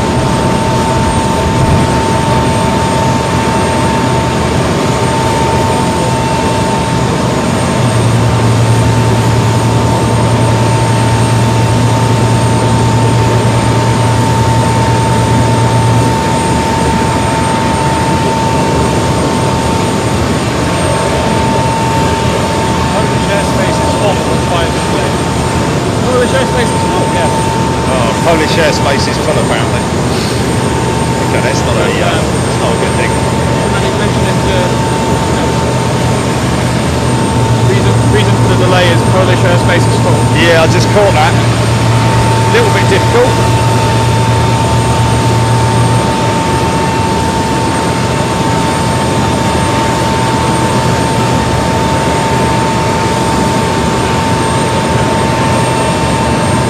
Not a very long flight, which is why they're holding at the moment, I'm guessing.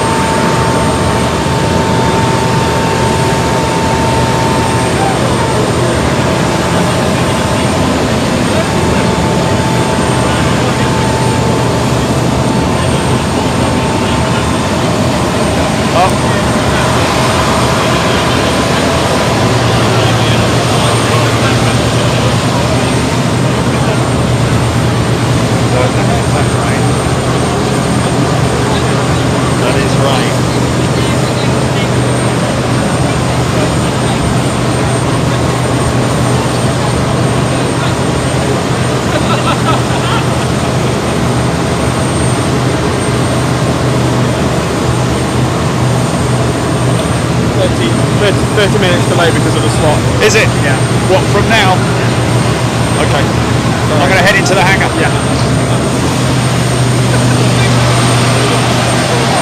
Okay, folks. Well, what did I say right at the beginning of this? Broadcast was that aviation is a funny old beast, and delays very frequently happen, more so than infrequently. There's a 30-minute delay due to Polish airspace being full up at the moment. So we're going to take a little wander back inside the hangar for a couple of minutes and have a little look around. Right, so let's just, as I promised you earlier on, I did promise that I would show you the interior of one of these jets in terms of how the other half live. So this aircraft going through maintenance checks. Nothing as serious as sort of like a C check or even a B check may just be in for maintenance. Let's just have a little look inside just to show you.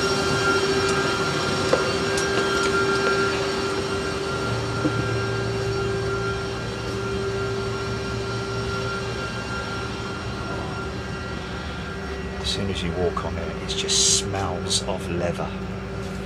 Look at that, ladies and gents. Look at that, eh?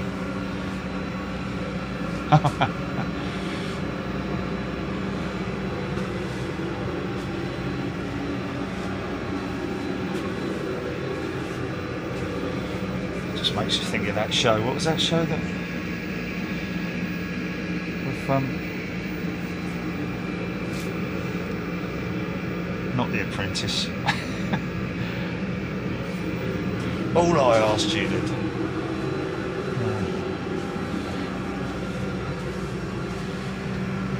Crazy, isn't it?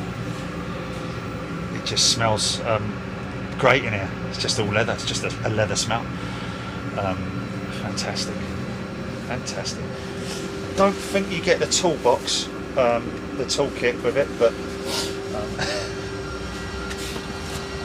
literally everything there. The galley. Hello there. Hello there. You alright? Yeah, you're alright. Balancing the door. Yeah. It's got to go flush. It's got to go flush. I know. How's it going? All good. All good. Yeah. You? Yeah. You on target to get her finished? Just waiting for some bits to come from Switzerland. Oh, okay. Yeah. Yeah. Should be alright then. What was it? Just a general maintenance or a B check or? Yeah, just general maintenance. Yeah. For a couple of weeks. Yeah. So. Good stuff. Yeah. Thanks, mate. Right. Cheers. Okay, there's another thing I wanted to show you, ladies and gentlemen, very quickly. Look at this.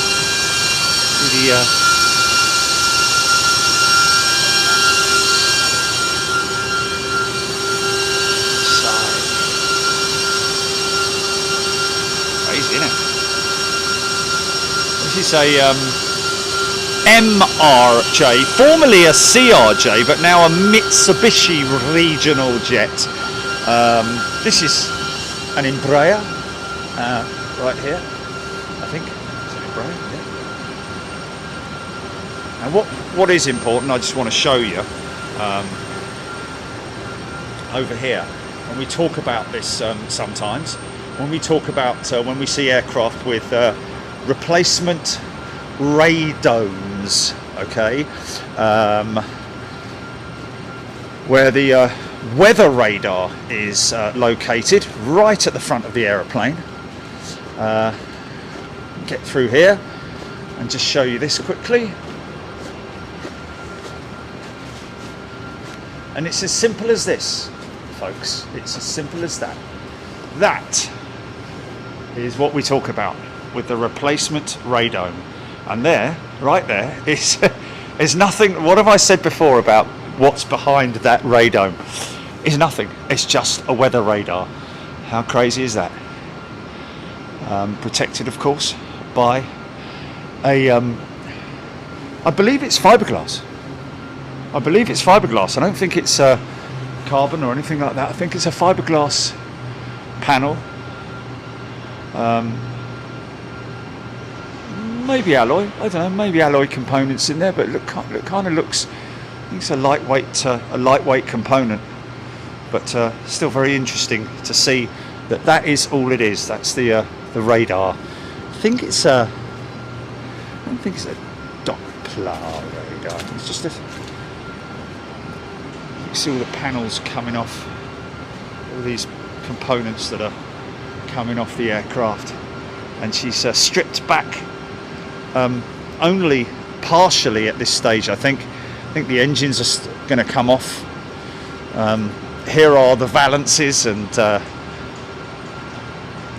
other parts. These are the valances that basically surround, as you can see there, which will go we're good. We're good to go. These are the fuel tanks, folks, believe it or not. All of these fuel tanks here that you see, can you believe it? Can you believe it? All of those go into the belly of that aeroplane. She's a long-range jet, and we apparently have clearance. So here we go again. Jack very kindly coming out, picking me up, getting me out here, letting me know. Here we go. Ready to rock and roll.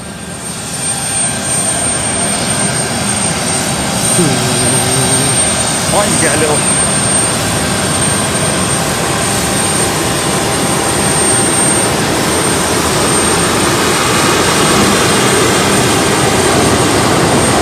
Here are our mates in Qatar. A little bit of love.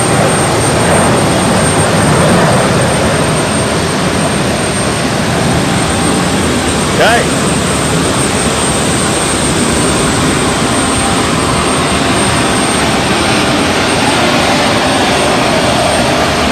They're getting hot air from there. They are as well. That's why they're all standing here, because of the APU on that. All that warm air coming from it. Well, this was told it was fueled and ready. This is going to go eventually as well. Oh, is it? Maybe. Not so sure. Okay.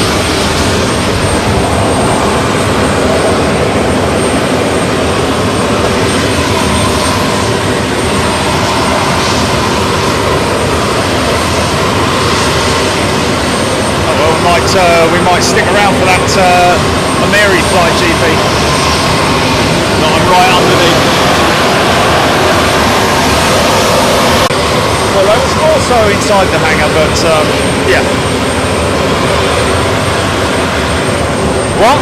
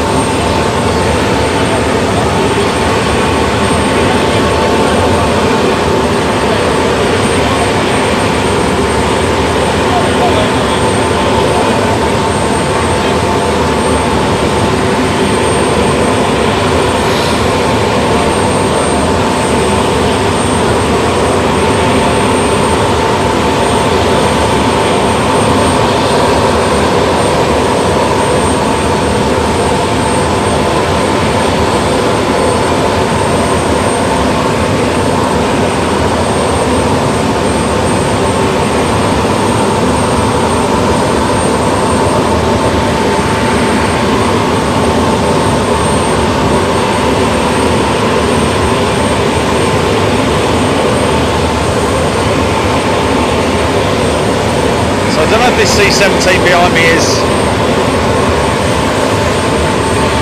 just fired up its APU for because it's going out, or whether it's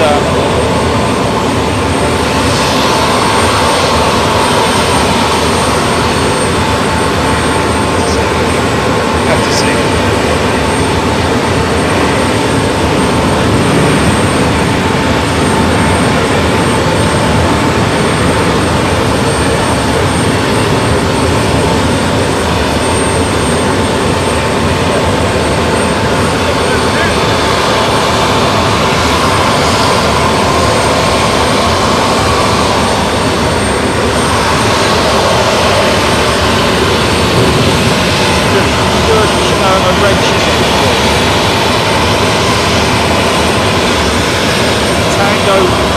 Tango Foxtrot,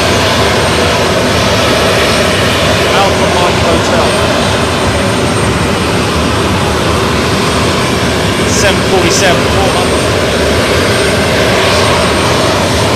Okay.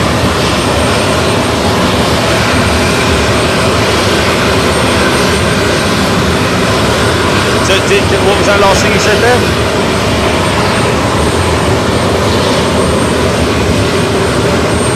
Oh, right.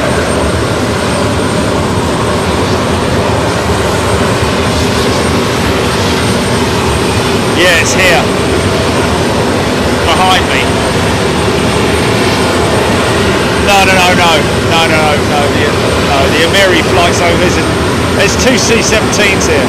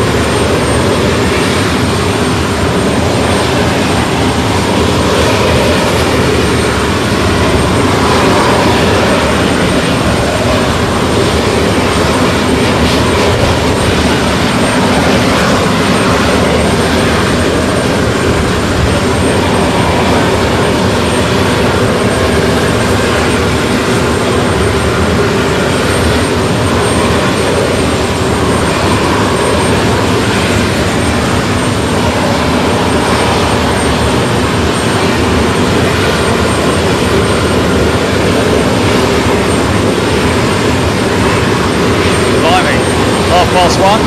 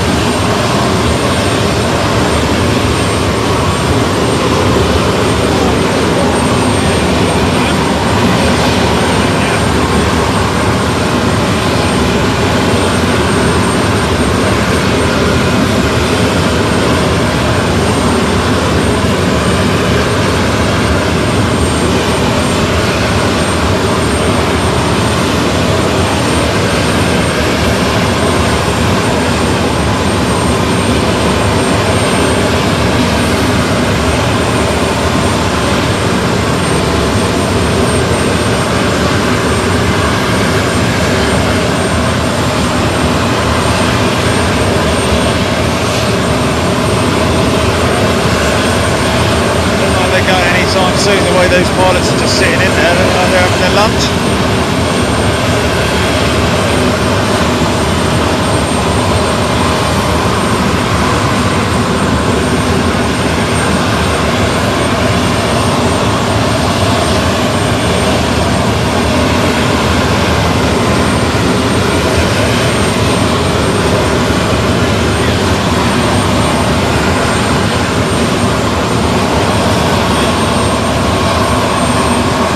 Might go and get the sticks.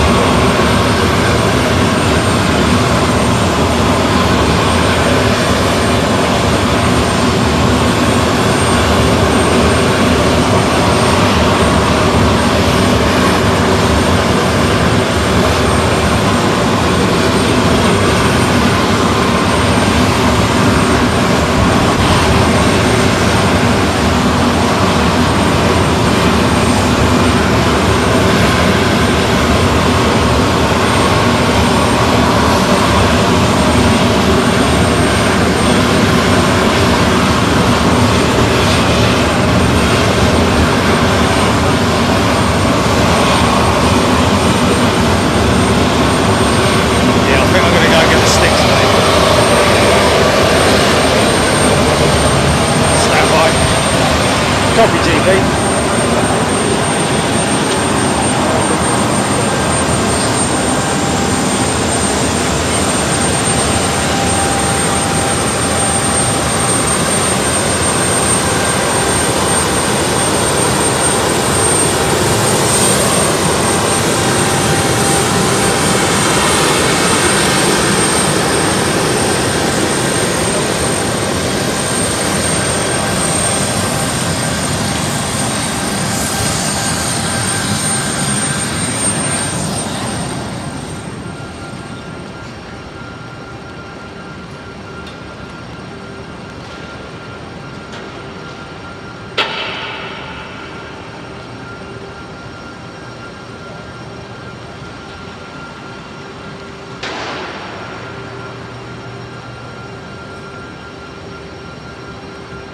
Oh, really? Another 30 minutes. Right, okay. Well, no, it's just the airspace is full. The airspace is full.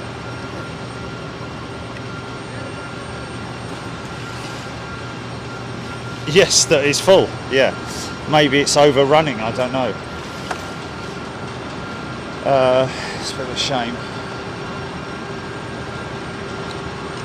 Yeah, I don't think it's, but yeah,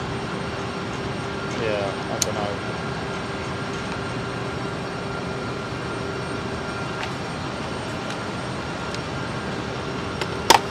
About what?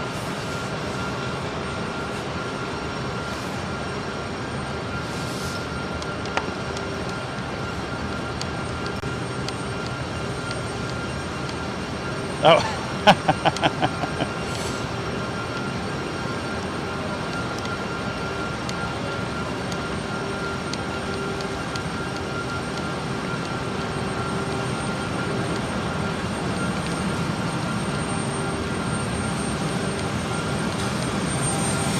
Did you say Bournemouth Aviation? Did you say Bournemouth? Oh well, they're going to get slammed to hell, aren't they then? Bunch of idiots. And I'm sure that that's not the yeah.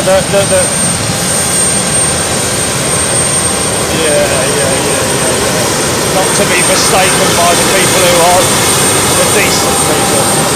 Yeah.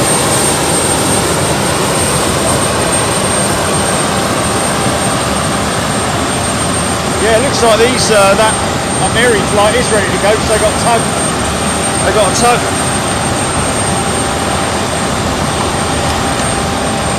Okay. Well. hook this up in here.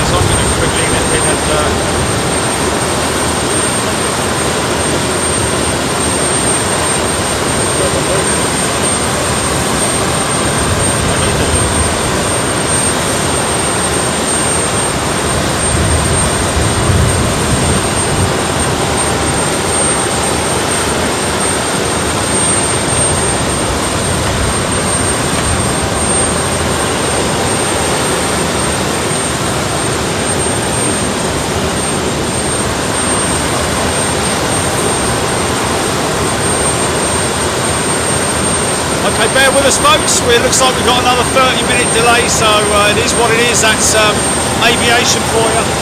Apparently something to do with Polish airspace being full at the moment.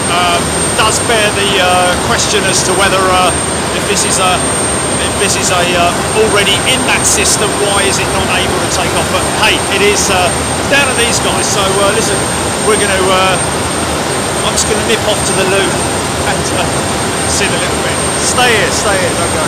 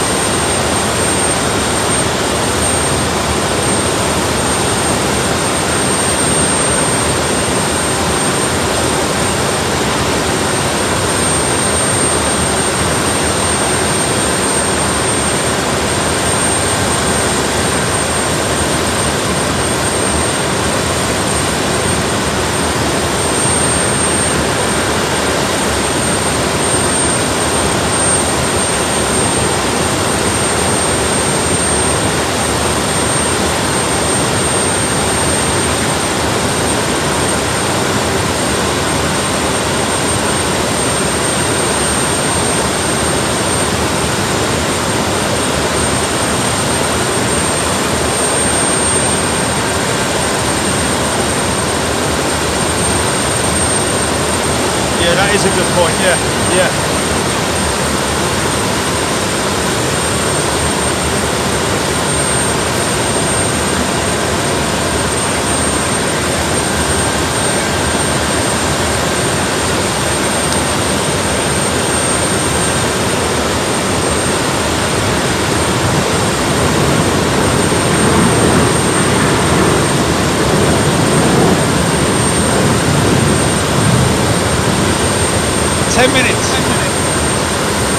That's 10 fingers equal 10 minutes for me. That's better than 30 minutes. Yeah.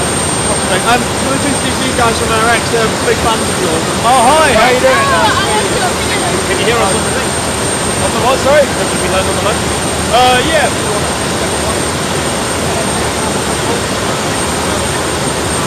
Hold on, Julie, you're just going to lose the feed for a second.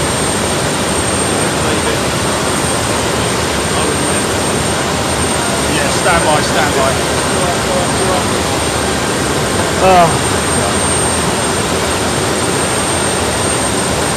We saw your Storm Unit show.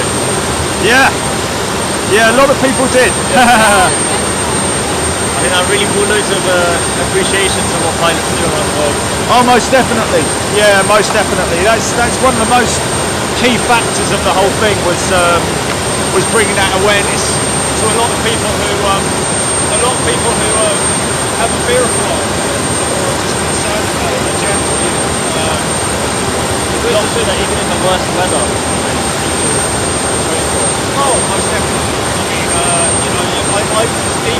even simulation, I think it's very difficult to simulate those conditions because wind is so unpredictable.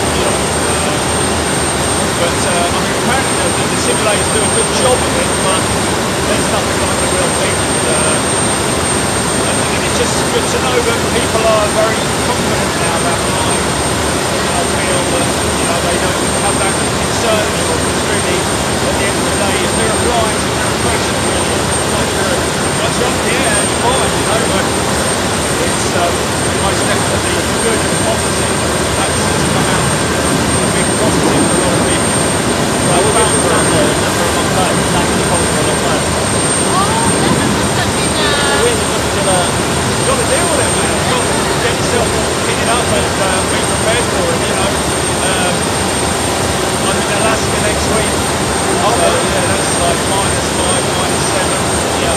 So, lots of snow and ice and cold windy conditions. So, but exciting, for everybody to watch.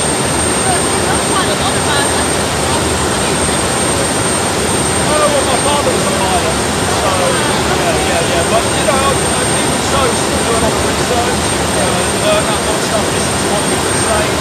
A lot of my members, a high percentage of my members are very knowledgeable and very educated on aviation. So we learn off each other, and I pass on that knowledge that I have to my audience as well. So with the knowledge, the audience get comfortable about what is going on.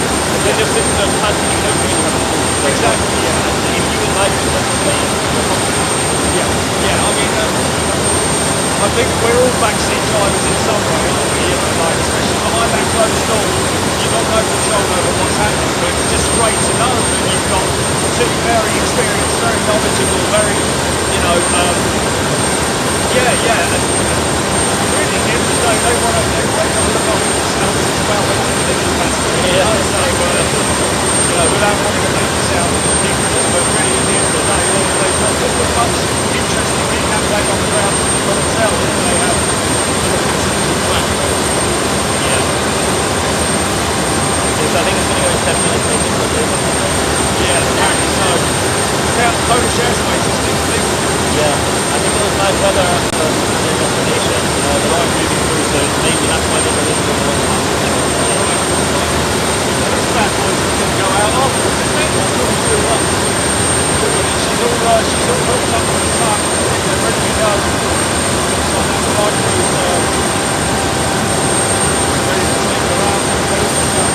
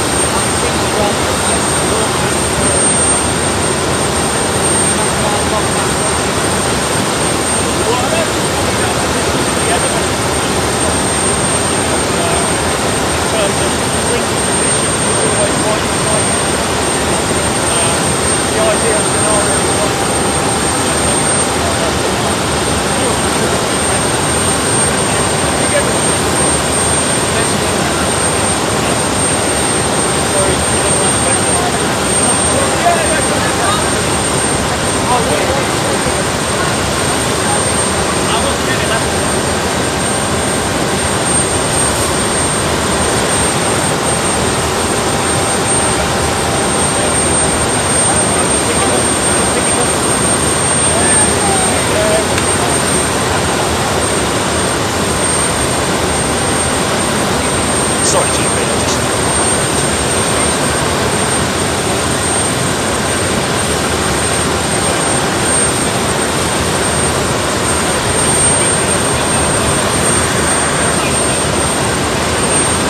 I think we might be imminent.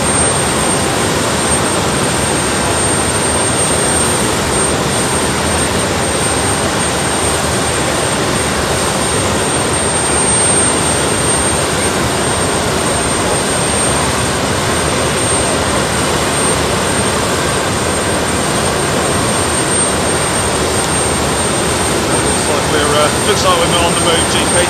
Stand by.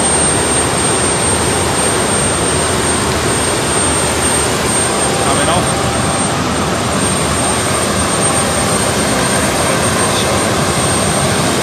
I see one of them is being blown across the apron.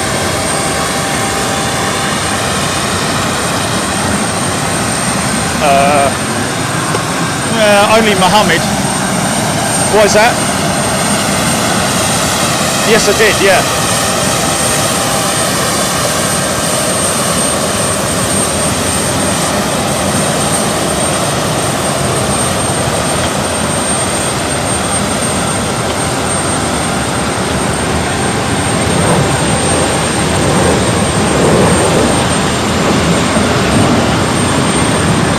See that profile that winglet?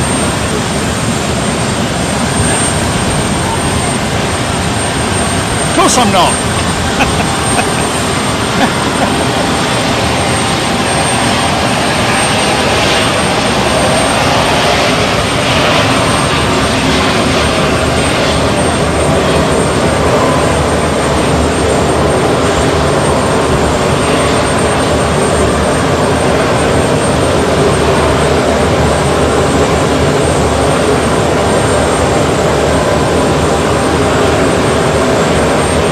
Here we go. Go for start.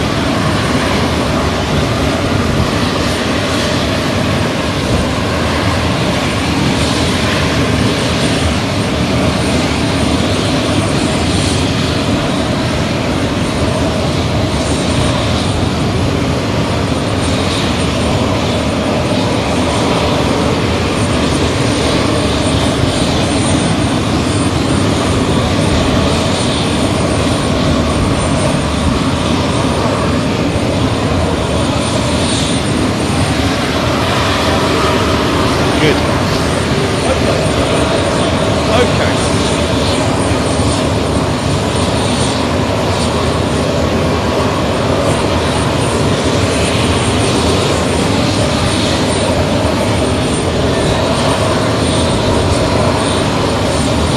Are you tracking it, GP, on the taxiway?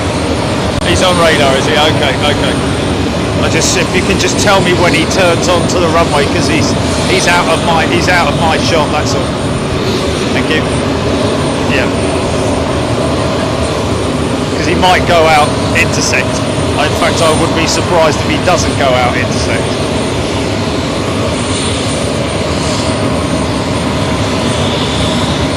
I think that's about his rotate point where that Ryanair's just going up now.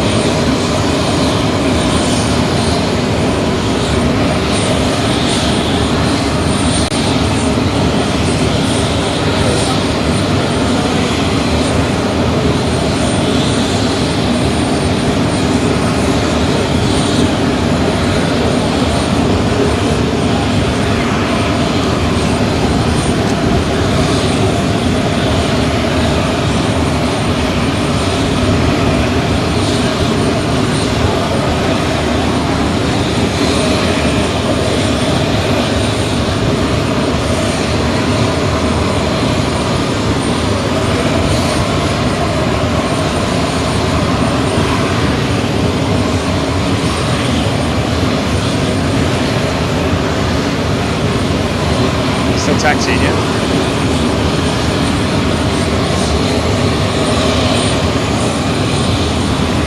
GP. Hello?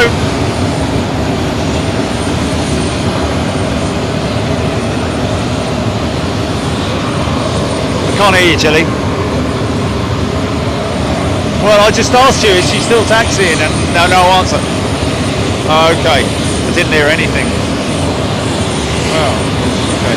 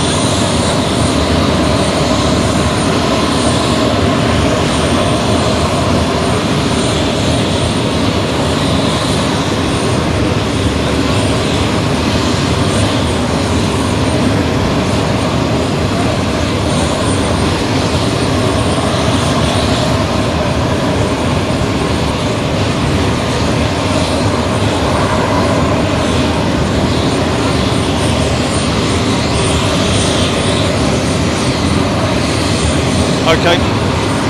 Yeah, I gotcha, thank you.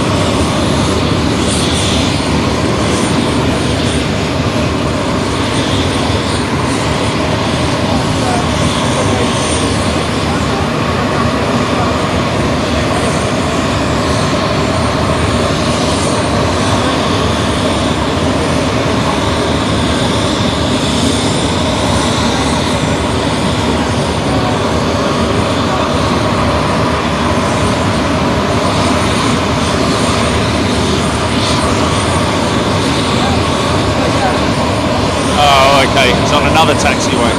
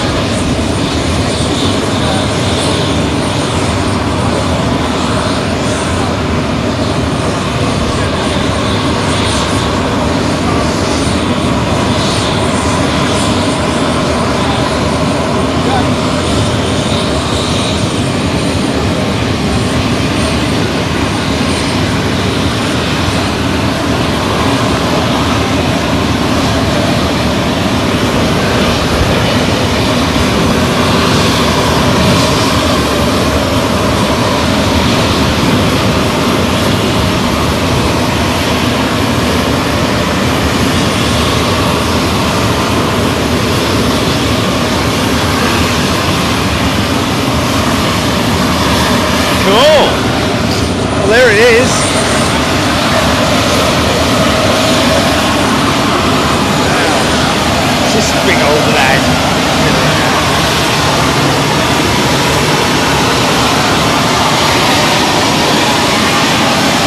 Is he going out?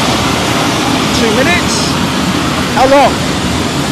Just chatting to the pilot. We should be pushing back in the next couple of minutes. Is it? Yeah. Okay. I think we're going to grab this one, folks. For our friends at Qatar Emiri. It'd be rude not to get this, wouldn't it? I think we'll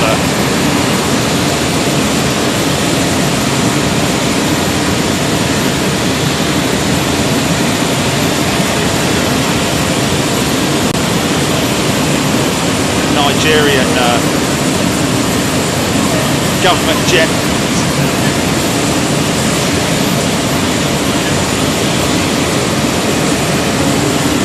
Just gonna keep on going until I can count goals no scores.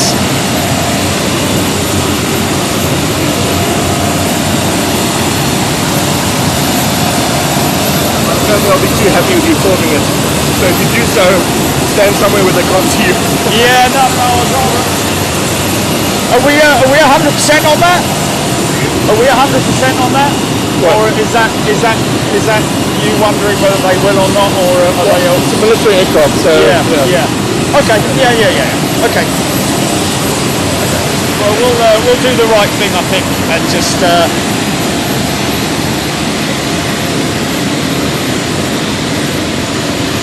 Doesn't it look odd, that wing? You get to the end of the wing and look at it square on. Right. Yeah, let's sign it off. Right, folks. That's where we're going to leave it. Not sure. Stand by your devices. We might head down to Heathrow.